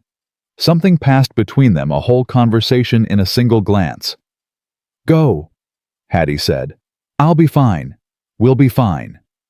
He kissed her hard and fast, then slipped out the back door into the darkness. Thornton. Marcus's voice again, angrier now. You've got 30 seconds before we start shooting. Caleb moved to the window. What do you want, Marcus? You know what we want. The widow. Hand her over and we'll leave your friends alone. She's not mine to hand over. She's a free woman. She's a bargaining chip. And my father's tired of bargaining. Your father's not here. Just you and your hired guns. Caleb's voice dripped contempt. What's the matter, Marcus? Daddy doesn't trust you to handle this alone? A shot rang out, shattering the window above Caleb's head. He ducked, pulling Ellie down with him as glass rained across the floor. Next one goes through someone's skull, Marcus snarled. Send out the woman. Now! No! The single word came from Ellie. She was standing before she realized she'd moved. Grace clutched to her chest, her whole body shaking, but her voice steady. Ellie, get down. No. She moved toward the door, and Caleb grabbed her arm. What are you doing? Buying time. The same thing you're doing. She met his eyes. They want me. As long as I'm in here, they'll keep shooting. But if I go out there, they'll take you, use you against your sister, against all of us. Maybe, or maybe I can keep Marcus talking long enough for James to light that beacon. Her jaw set. I'm not going to hide in here while people die to protect me. Ellie. Caleb. Her voice softened. You taught me what bravery means. You showed me that being scared doesn't mean you stop fighting. Now let me show you I learned. This isn't bravery. This is suicide. No, it's trust. She touched his face, feeling the roughness of his beard, the warmth of his skin. I trust that you'll come for me. I trust that the families will come. I trust that this isn't the end of our story. Caleb's eyes were bright with tears, the first she'd ever seen him shed. If anything happens to you, then you raise Grace.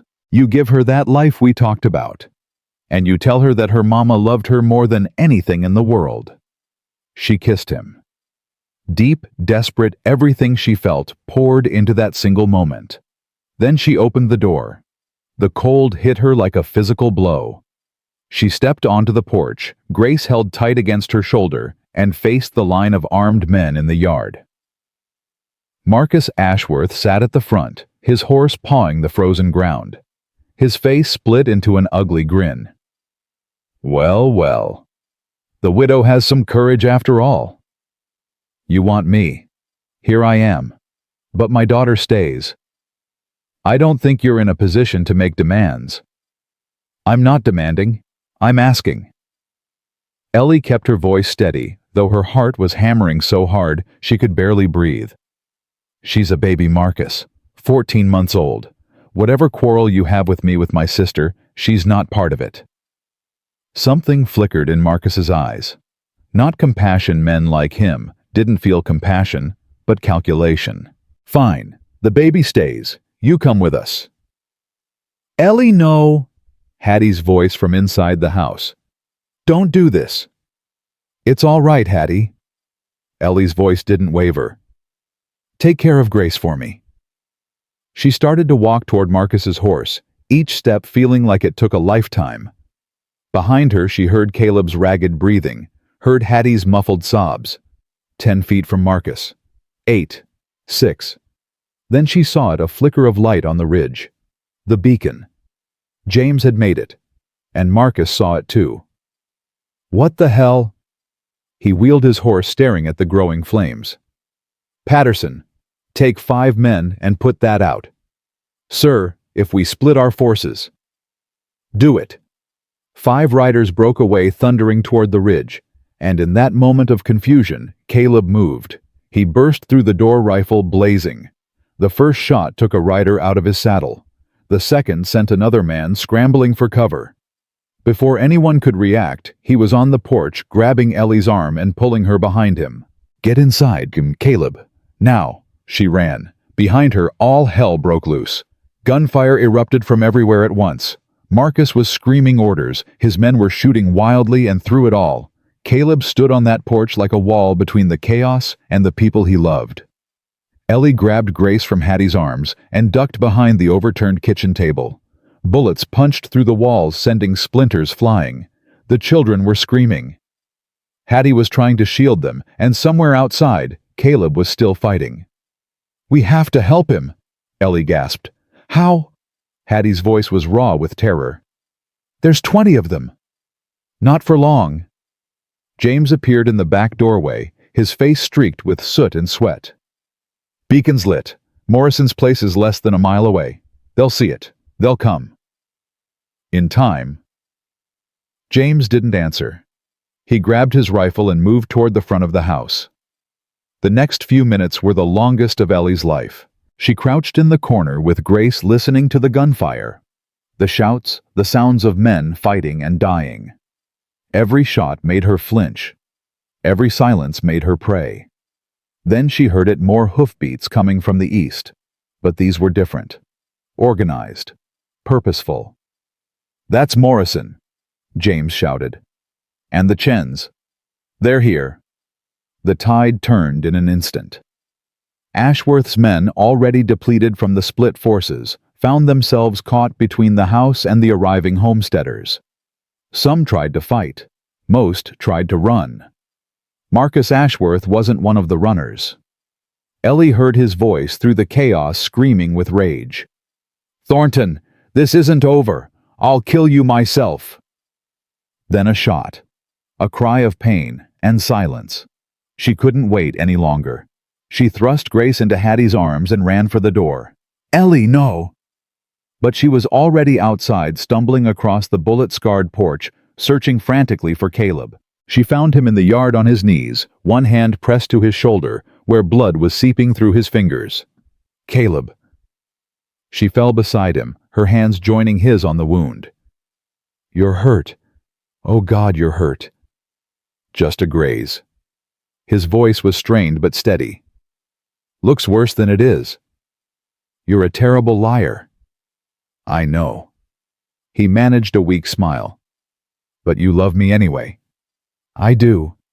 Tears were streaming down her face.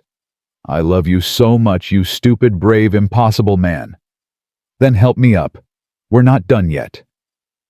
She helped him to his feet, taking as much of his weight as she could. Around them, the battle was ending.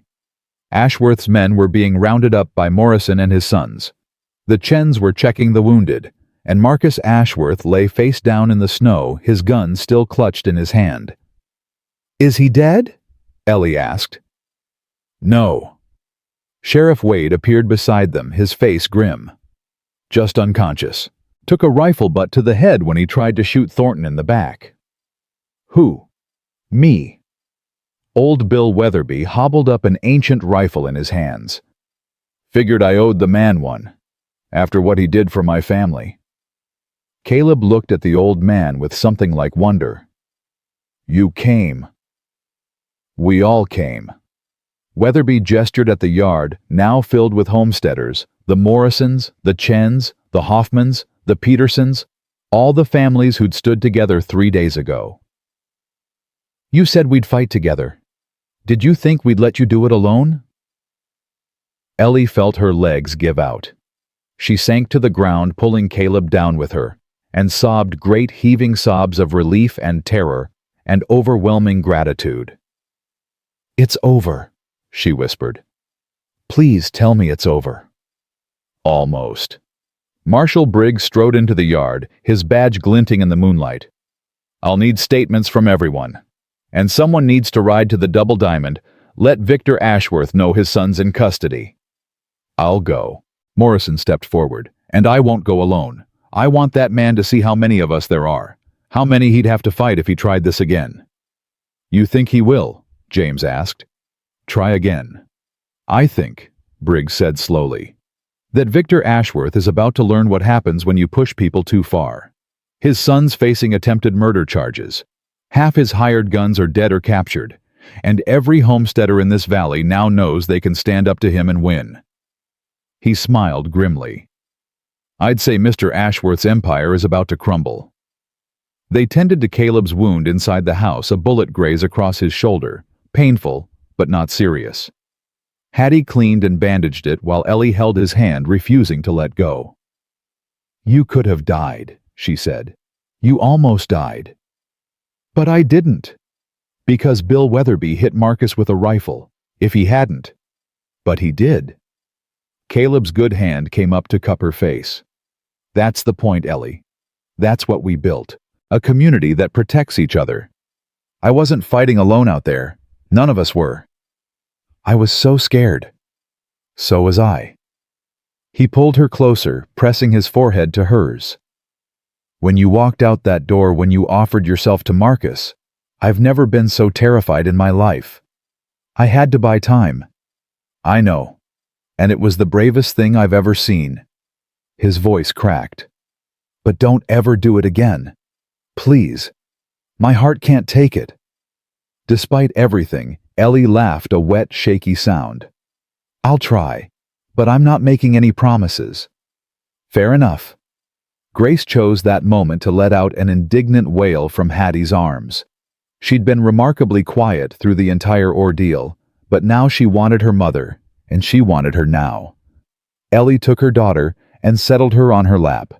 Grace immediately grabbed a fistful of Caleb's shirt, anchoring herself between them. She knows, Hattie said softly. Babies always know. Know what? That you're her family now. Both of you. Ellie looked at Caleb, saw her own emotion reflected in his eyes. Family. The word settled into her heart like it belonged there. I need to ask you something, Caleb said. His voice was rough, uncertain in a way she'd never heard before. And you can say no. After everything that's happened tonight, after what you've been through, I'll understand if you need time.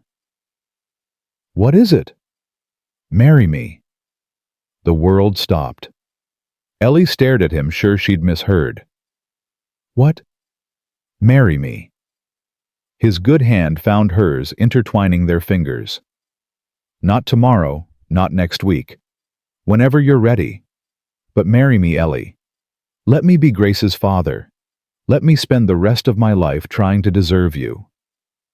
Caleb. I know it's fast. I know we've only known each other a few weeks. But when that bullet hit me tonight, when I thought I might die out there, all I could think about was you. You and Grace. All the mornings I wouldn't get to wake up beside you. All the years I wouldn't get to watch her grow. His voice broke. I don't want to waste another day wondering what if. I've wasted too many already. Ellie felt tears sliding down her cheeks again, happy tears this time, overwhelmed tears. Yes. Yes. Yes, you impossible man. Yes, I'll marry you. Yes, I'll let you be Grace's father. Yes. Yes. Yes. Caleb kissed her. Then right there in front of everyone, Hattie and James, the children, the homesteaders, still filing in and out of the house. It wasn't a perfect kiss. He was wounded, and she was crying, and Grace was squirming between them. But it was real, and it was theirs. When they finally broke apart, Hattie was grinning through her own tears. Well, she said, I guess that's one way to end a gunfight. The next morning dawned bright and cold, the snow stained with the evidence of the night's battle. But as Ellie stood on the porch and watched the families gather one more time, she saw something else. Hope. Marshal Briggs had ridden to the Double Diamond at dawn, accompanied by a dozen armed homesteaders. When they returned 2 hours later, the marshal's face told the story before he said a word. Victor Ashworth is under arrest. He'll be transported to the territorial prison to await trial alongside his son. A cheer went up from the crowd. Ellie saw families embracing children dancing in the snow, old men wiping tears from weathered faces. What about the Double Diamond? Morrison asked. That'll be sorted out by the courts. But with both Ashworths in prison, their hired hands have scattered. I don't think you'll have trouble from that quarter anymore." Caleb stood beside Ellie, his wounded arm in a sling, watching the celebration with quiet satisfaction. "We did it," he said softly. "We actually did it." "No, they did it." Ellie gestured at the gathered families. "We just gave them a reason to fight." "That's what leaders do." "I'm not a leader." "You walked out that door last night, offered yourself to Marcus Ashworth to buy time for the rest of us." Caleb turned to look at her. "That's the definition of a leader, Ellie. Someone who puts others first, even when it means risking everything." She didn't know what to say to that, so she just leaned into him, letting his good arm wrap around her shoulders. "What happens now?" she asked. "Now we rebuild. The Crawfords fix up their homestead. The other families repair the damage Ashworth did. And we—" He paused, a smile playing at his lips. "We figure out how to merge a horse ranch with a ready-made family." Grace might have opinions about that. As if on cue, Grace let out a demanding squawk from inside the house. Hattie appeared in the doorway, the baby on her hip. "I think someone wants her parents," Hattie said, smiling. Her parents. The word sent a warm glow through Ellie's chest. She took Grace from Hattie and settled her on her hip. The baby immediately reached for Caleb, grabbing at his shirt with determined little fists. "See?" Hattie said. "She knows." "She's always known," Ellie replied softly. The celebration continued around them. Old Bill Weatherby was holding court by the barn, telling anyone who'd listen about how he'd knocked Marcus Ashworth unconscious with his grandfather's rifle. Mrs. Chen was organizing food somehow, in all the chaos she'd managed to put together a meal for 50 people. The children were playing in the snow, their laughter ringing through the crisp air. And at the center of it all stood Ellie and Caleb, with Grace between them, watching their future take shape. "I want to take you somewhere," Caleb said suddenly. "When my shoulders healed. There's a place on my ranch, a hill that overlooks the whole valley. Martha used to say it was the most beautiful spot in Montana. I'd like that. And I want to build you a house there. A real house, not the cabin I've been living in. Something with room for Grace, room for more children if we're blessed, room for a life." Ellie's heart swelled. "More children. If you want them." He looked almost shy, this man who'd faced down armed men, who'd dove into frozen rivers, who'd stood like a wall between her and everything that threatened them. "I know it's a lot to ask, but I've been dreaming about it. A family. A real family." "I want them," Ellie whispered. "I want everything you're offering. The house, the children, the life. I want it all, Caleb. With you." He kissed her forehead, gentle and reverent. "Then that's what we'll have." The day wore on, and eventually the families began to disperse back to their own homesteads, their own lives, their own futures made safer by what they'd accomplished together. But before Morrison left, he pulled Caleb aside. "What you did here," Morrison said, "organizing us, standing up to Ashworth, it mattered, more than you know. Anyone could have done it. Maybe, but no one else did, not until you." Morrison clapped him on his good shoulder. "This valley won't forget what you did, Thornton, and neither will I." Similar sentiments came from the others, the Chens, the Hoffmans, the Petersons. One by one, they thanked Caleb and Ellie before riding away, leaving behind a homestead that had been a battleground and was now somehow a symbol of hope. When the last family had gone, Ellie found Caleb in the barn checking on Thunder. The big bay horse had come through the night unscathed, though he seemed to sense his master's weariness. "You should be resting," Ellie said. "I will, soon." He stroked Thunder's neck. "I was just thinking. About the flood. The day I pulled you out of the river." He turned to look at her. "I almost didn't go in. Did I ever tell you that? For one second, I thought about riding past. telling myself it wasn't my business, wasn't my problem. What changed your mind? I saw Grace, just a glimpse, a baby in your arms fighting to stay above water. And something in me just broke. All those years of trying not to care, trying not to feel, they shattered in an instant. His voice roughened. I couldn't watch another child die. Not when there was something I could do about it. Ellie moved closer, taking his hand. You saved us that day. And you've been saving us ever since. No, you saved me. He brought her hand to his lips, kissing her knuckles. You and Grace. You gave me a reason to live again. I was so dead inside, Ellie. So convinced that the best part of my life was over. But then you came along, stubborn and brave and determined to survive, and I realized maybe I wasn't done after all. Maybe there was still something worth fighting for. There is, she said. There always is. They stood together in the quiet of the barn, two people who'd found each other against all odds. Outside, the sun was setting, painting the sky in shades of pink and gold. Take me home, Ellie said suddenly. Home, your ranch, our ranch. She smiled. I want to see that hill you talked about, the one Martha loved. Now. Tomorrow. When you're rested. When Grace is ready to travel. She squeezed his hand. I want to start our life, Caleb. I don't want to wait anymore.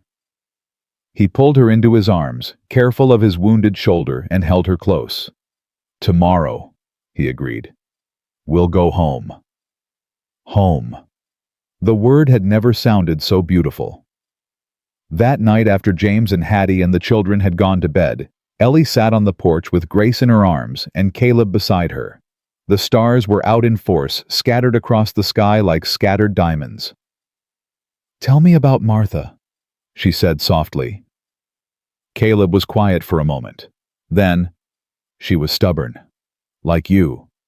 Fierce when she needed to be, gentle when it mattered. She used to sing to William at night, old Mexican lullabies she'd learned from her grandmother. He'd fall asleep in seconds.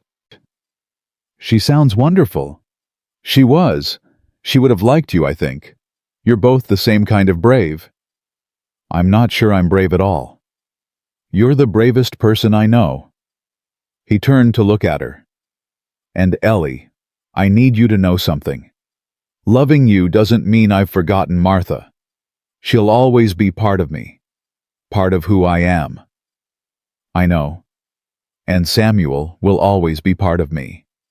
Ellie leaned her head against his shoulder. But I think they'd both be happy, knowing we found each other, knowing we're not alone anymore. I think so too. Grace stirred in Ellie's arms, making a soft sound of contentment. She'd fallen asleep somewhere in the conversation, her small hand still clutching Caleb's finger. She loves you, Ellie whispered. The feeling's mutual. They sat in comfortable silence, watching the stars wheel overhead. And for the first time since she'd started this journey, since she'd boarded that train in Pennsylvania, with nothing but hope and desperation, Ellie felt at peace. The danger wasn't completely over. There would be trials and testimonies, the long process of justice. There would be hard work ahead, building a life merging two wounded souls into something whole. But they would face it together. All three of them. A family forged in fire and flood, stronger for what they'd survived. The night deepened around them, cold, but no longer threatening. And somewhere in the distance, a wolf howled, not a warning, but a welcome. They were home. They left for Caleb's ranch 2 days later. Hattie cried when she hugged Ellie goodbye, holding on so tight that Grace squirmed between them. You'll visit, Hattie said. It wasn't a question. Every month, more if we can manage it. And you'll write. Real letters, not just notes. I promise. Hattie pulled back, wiping her eyes. I can't believe I just got you back and now you're leaving again. I'm not leaving. I'm just... Ellie searched for the right words. I'm starting. Finally starting the life I was supposed to have. With him. Hattie glanced at Caleb, who was loading their few belongings onto Thunder. With him. Hattie studied her sister's face for a long moment. Then she smiled a real smile full of warmth and acceptance. Good. You deserve someone who looks at you the way he does. How does he look at me? Like you hung the moon and stars, like you're the only thing in the world worth seeing.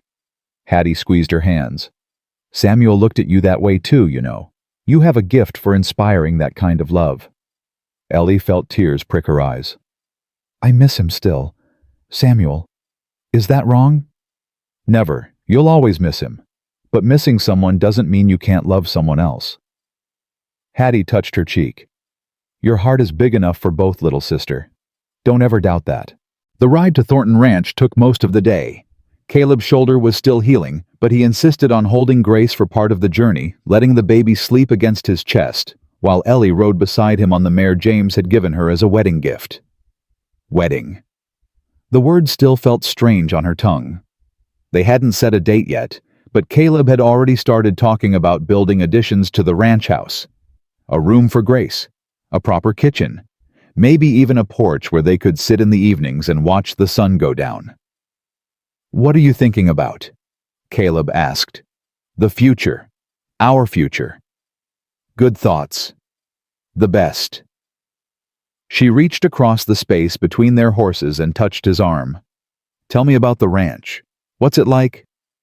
Small, smaller than Crawford's place, but the land is good grazing, good water. I've got about 40 horses right now, mostly for breeding. A few I'm training for sale. And Jack, he's still there. Jack's been holding down the fort since I left, probably worried sick by now. Caleb's face softened. He's going to love you, Ellie. And Grace. He's been wanting me to find someone for years. What if he doesn't approve? Then he'll learn to. But his tone said he wasn't worried. Jack knows me better than anyone. He'll see what I see when I look at you. And what's that? Caleb turned to meet her eyes. Home. They crested a ridge as the afternoon sun was beginning its descent, and Ellie got her first look at what would become her home. It was smaller than she'd expected, a modest adobe house with a barn and several corrals. But there was something about it that called to her. The way it nestled into the hillside, the smoke rising from the chimney, the horses in the pasture raising their heads to watch the approaching riders.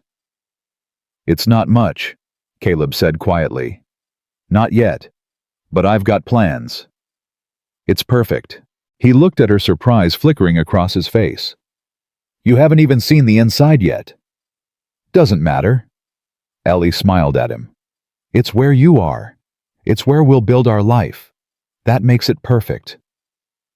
Before Caleb could respond, the front door burst open and Jack emerged, his weathered face split in a grin. About time you got back, I was starting to think. He stopped short when he saw Ellie and Grace. Well, you did bring them. I told you I would. You tell me a lot of things. Doesn't mean I believe them. But Jack was already moving toward them, arms outstretched. Mrs. Hartwell, welcome to Thornton Ranch. Please call me Ellie. Ellie, then. Jack helped her dismount, his old hands surprisingly gentle. And this must be little Grace. Grace studied the stranger with solemn eyes, then reached out and grabbed his beard.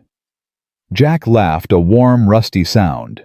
She's got spirit, this one, just like her mama. You have no idea, Caleb said dryly.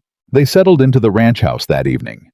Jack had clearly been preparing. There was fresh bread on the table, a pot of stew simmering on the stove, and the spare bedroom had been cleaned and made up with fresh linens. This was supposed to be the nursery, Jack said quietly when he showed Ellie the room. For the baby. Before. Ellie understood. Before the fever. Before everything changed. Caleb couldn't go in here for 2 years. I'd clean it, keep it ready, but he wouldn't even look at the door. Jack's voice was rough with old emotion. But last week when he told me you were coming, he went in himself. Stayed for an hour. When he came out, his eyes were red, but he was smiling. First real smile I'd seen in 4 years. Ellie felt her throat tighten. He told me about them, Martha and William. He did? Jack looked genuinely surprised. He never talks about them. Not to anyone. He talks to me. Jack studied her face for a long moment.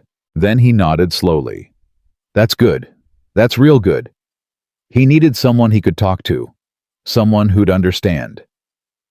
I lost someone too. My husband. Grace's father. I know. Caleb told me. Jack's hand came up to rest on her shoulder. You two, you're good for each other. Both carrying grief, both learning to live again. That's not nothing, Ellie. That's everything.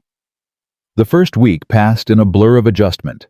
Ellie learned the rhythms of ranch life, the early mornings, the constant work, the bone-deep satisfaction of building something with your own hands. She learned which horses were gentle enough for Grace to pet and which ones needed a firm hand. She learned how Jack liked his coffee and how Caleb couldn't function without his morning ride. She learned, too, that healing wasn't linear. Some days Caleb was present and engaged, laughing at Grace's antics and stealing kisses when Jack wasn't looking.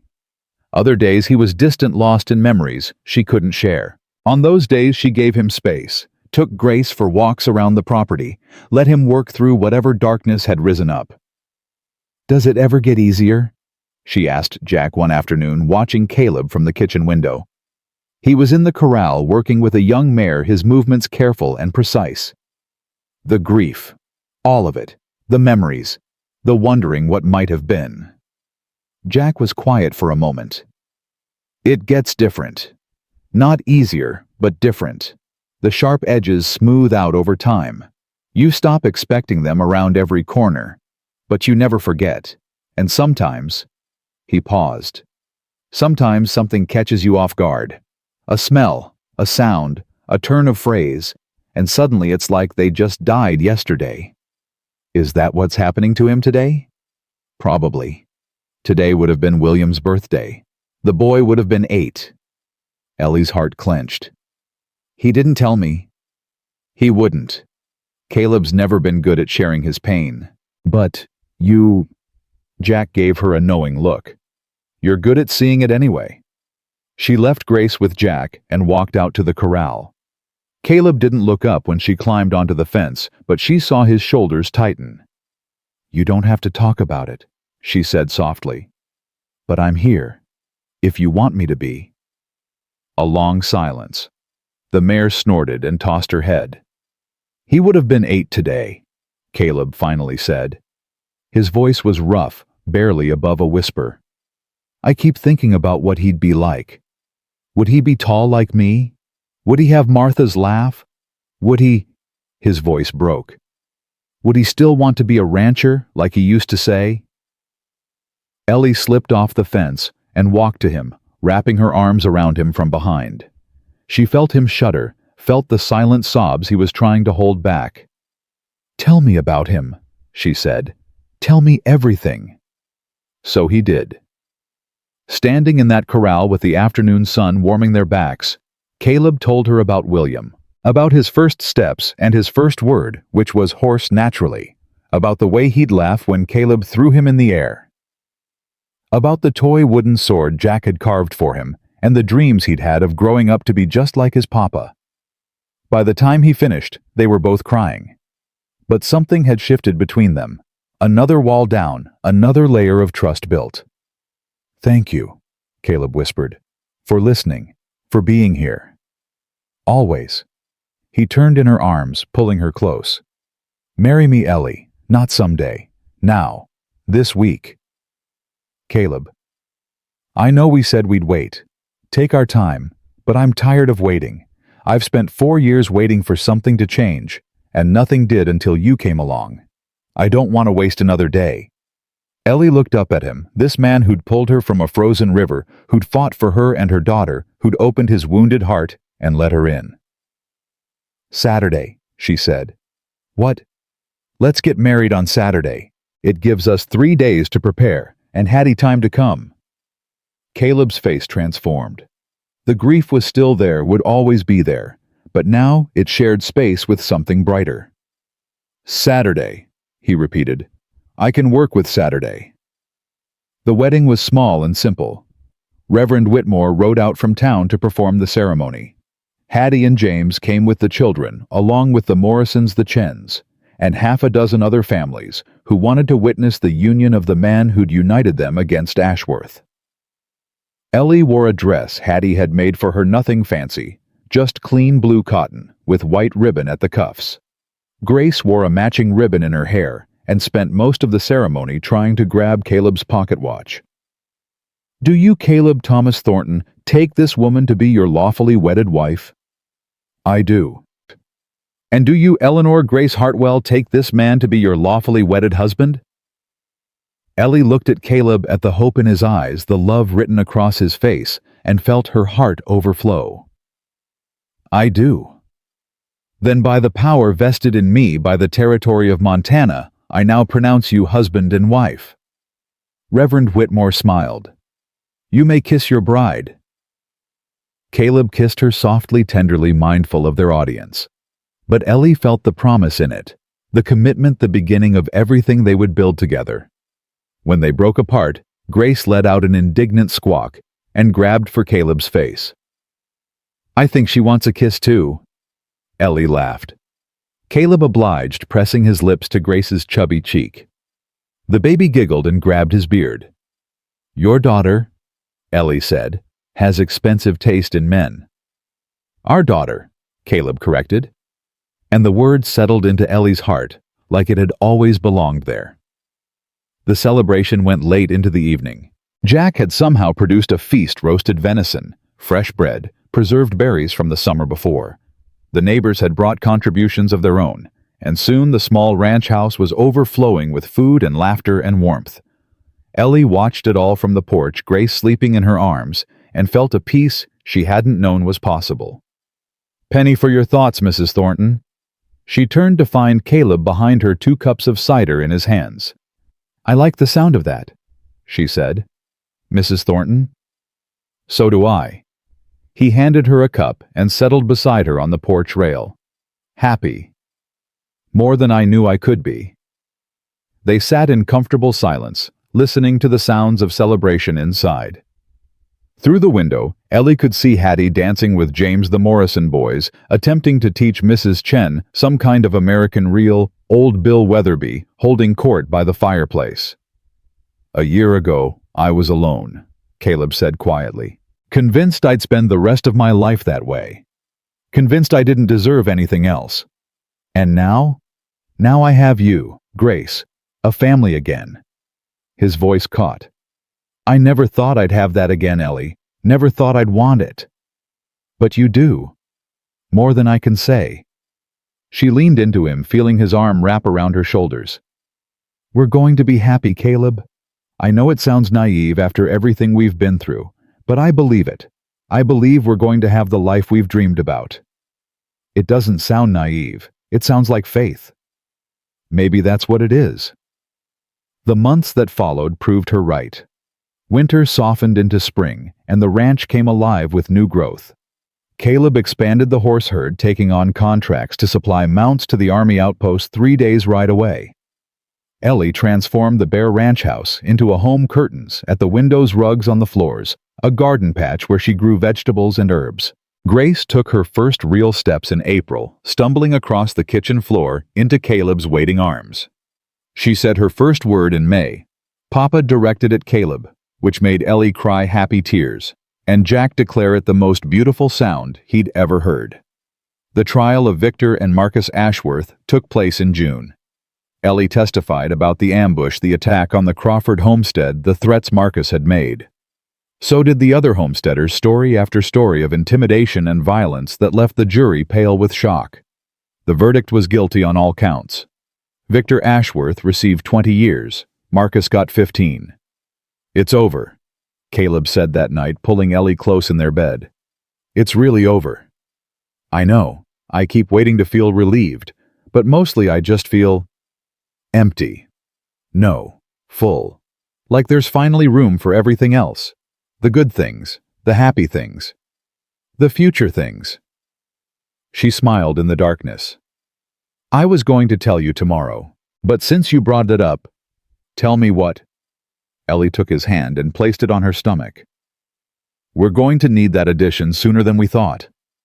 Caleb went absolutely still. Ellie, are you? Dr. Chen confirmed it yesterday. I'm about 2 months along. For a moment, nothing. Then Caleb was kissing her, his hands framing her face, his whole body trembling with emotion. A baby, he breathed against her lips. Our baby. Are you happy? Happy. He laughed a wet, joyful sound. Ellie, I'm terrified and overwhelmed, and so damn grateful I don't know what to do with myself. He kissed her again. Yes. Yes, I'm happy. I'm the happiest man in Montana. The baby came in January during a snowstorm that reminded Ellie uncomfortably of the day she'd almost died in that frozen river. But this time, she wasn't alone. This time, Caleb was beside her, holding her hand through every contraction, whispering encouragement when she wanted to give up. One more push, Doctor, Chen said. Just one more, Mrs. Thornton. Ellie pushed with everything she had, and then a cry. Strong and fierce and absolutely perfect. A boy, Dr. Chen announced, placing the squalling infant on Ellie's chest. A healthy baby boy. Ellie looked down at her son, at his shock of dark hair, his tiny fists, his furious red face, and felt her heart expand to make room for this new love. He's beautiful, she whispered. Caleb was crying openly, making no effort to hide it. He reached out and touched the baby's cheek with one trembling finger. What should we name him? Ellie asked. Samuel. The word came without hesitation. Samuel William Thornton. For both the fathers who should be here to see him. Ellie's eyes overflowed. That's perfect. He is perfect. Caleb leaned down and kissed first the baby, then Ellie. You both are. The door burst open, and Grace toddled in, having escaped Jack's supervision. At nearly 3 years old, she was a whirlwind of energy and opinions. Baby, she announced, climbing onto the bed with Hattie's help. My baby. Your brother, Ellie corrected gently. His name is Samuel. Sammy. Grace leaned in to inspect the newcomer, her expression serious. Then she nodded, apparently satisfied. I like him. Good, Caleb said, because he's not going anywhere. Jack appeared in the doorway, his weathered face creased with joy. 3 generations of Thorntons under one roof. Never thought I'd see the day. 3 generations? Ellie asked. Your family now, all of you. And this little one? Jack moved to the bedside, peering down at baby Samuel. This little one is going to grow up loved, surrounded by people who'd die for him. That's the best gift anyone can give a child. Ellie looked around the room at her husband, her daughter, her newborn son, the old man who'd become like a father to them all. She thought about the journey that had brought her here, the loss, the fear, the frozen river that should have killed her. And she understood finally what it had all been for. Not punishment, not random cruelty, but a path. A winding, painful, beautiful path that had led her exactly where she needed to be. 1 year later, on a crisp October morning, Ellie stood at the edge of the ridge Caleb had promised to show her. Below them, the valley spread out in shades of gold and amber, the first snow dusting the distant peaks. Grace was chasing butterflies nearby, her laughter carrying on the wind. Baby Samuel slept in Caleb's arms, bundled against the autumn chill. And behind them, visible across the miles, smoke rose from a dozen chimneys, the homesteads they'd helped save, the community they'd helped build. This is where Martha wanted to be buried, Caleb said quietly. This exact spot. She said it was the most beautiful place she'd ever seen. It is beautiful. I couldn't do it. After she died, couldn't bring myself to come here. He shifted Samuel to one arm, reaching out to take Ellie's hand with the other. But now I think I understand what she meant. It's not just the view. It's what you can see from here, the whole valley. All the lives being lived, all the stories unfolding. She wanted to watch over it all. And now she does. Now she does. Caleb squeezed her hand. I talked to her, before I brought you here, told her about you and Grace, about Samuel, asked for her blessing. What did she say? A smile crossed his face. The wind picked up, blew warm for just a second like summer in the middle of autumn. And I heard... He stopped shaking his head. You'll think I'm crazy. Tell me anyway. I heard her laugh, just for a moment. That same laugh she'd make when I said something foolish and she loved me anyway. His eyes were bright with unshed tears. I think she's happy, Ellie. Wherever she is. I think she's happy that I found you. Ellie stepped closer, resting her head against his shoulder. I think Samuel is too. My Samuel. I dream about him sometimes. And in the dreams, he's always smiling. Always telling me to keep going, to keep living.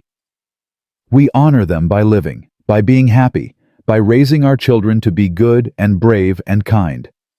Yes, we do. Grace came running back breathless and delighted.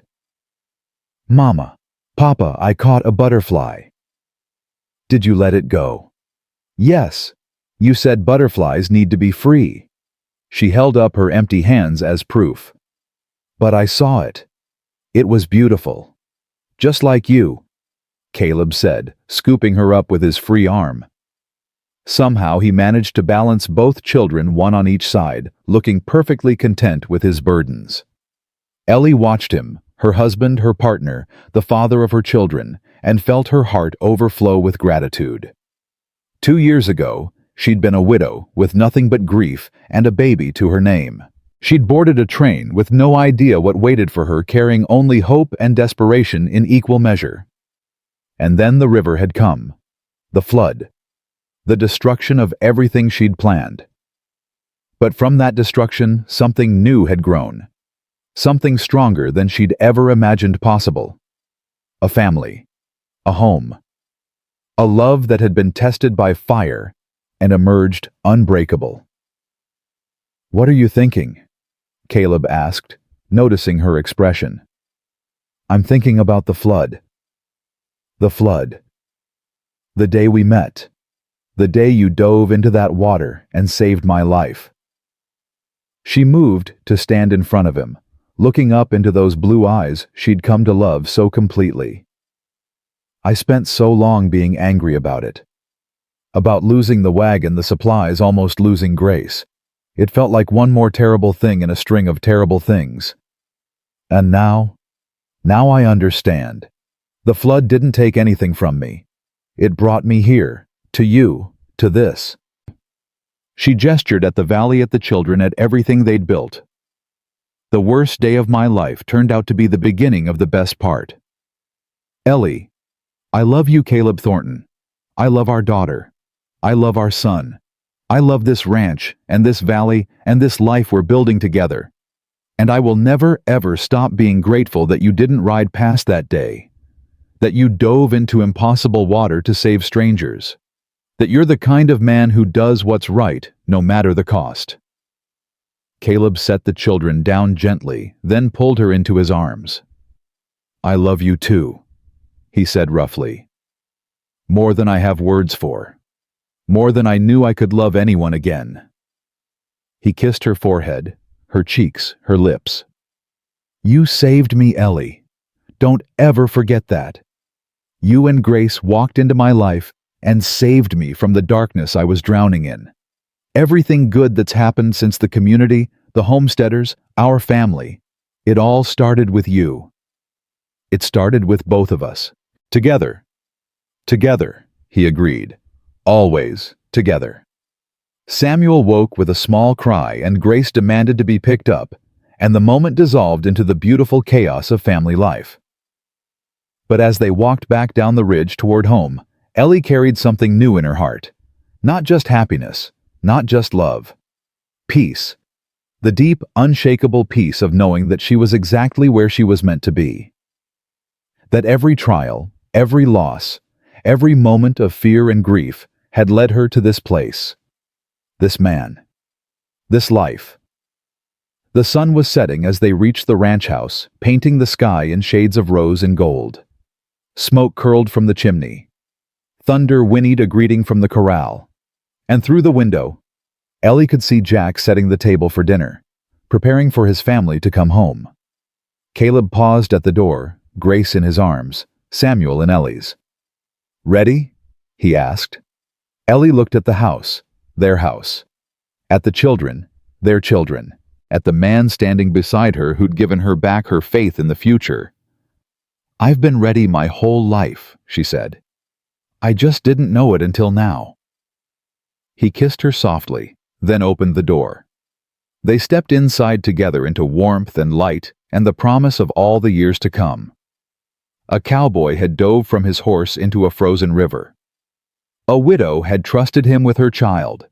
And together they had built something that would last for generations, a love forged in disaster, tested by danger, and made unbreakable by everything they'd survived. Sometimes the worst storms brought the greatest blessings. Sometimes you had to lose everything to find where you truly belonged. And sometimes, just sometimes, love found you in the chaos, pulled you from the water, carried you home, and gave you a reason to believe again. This was their story. This was their beginning. And it was only the start.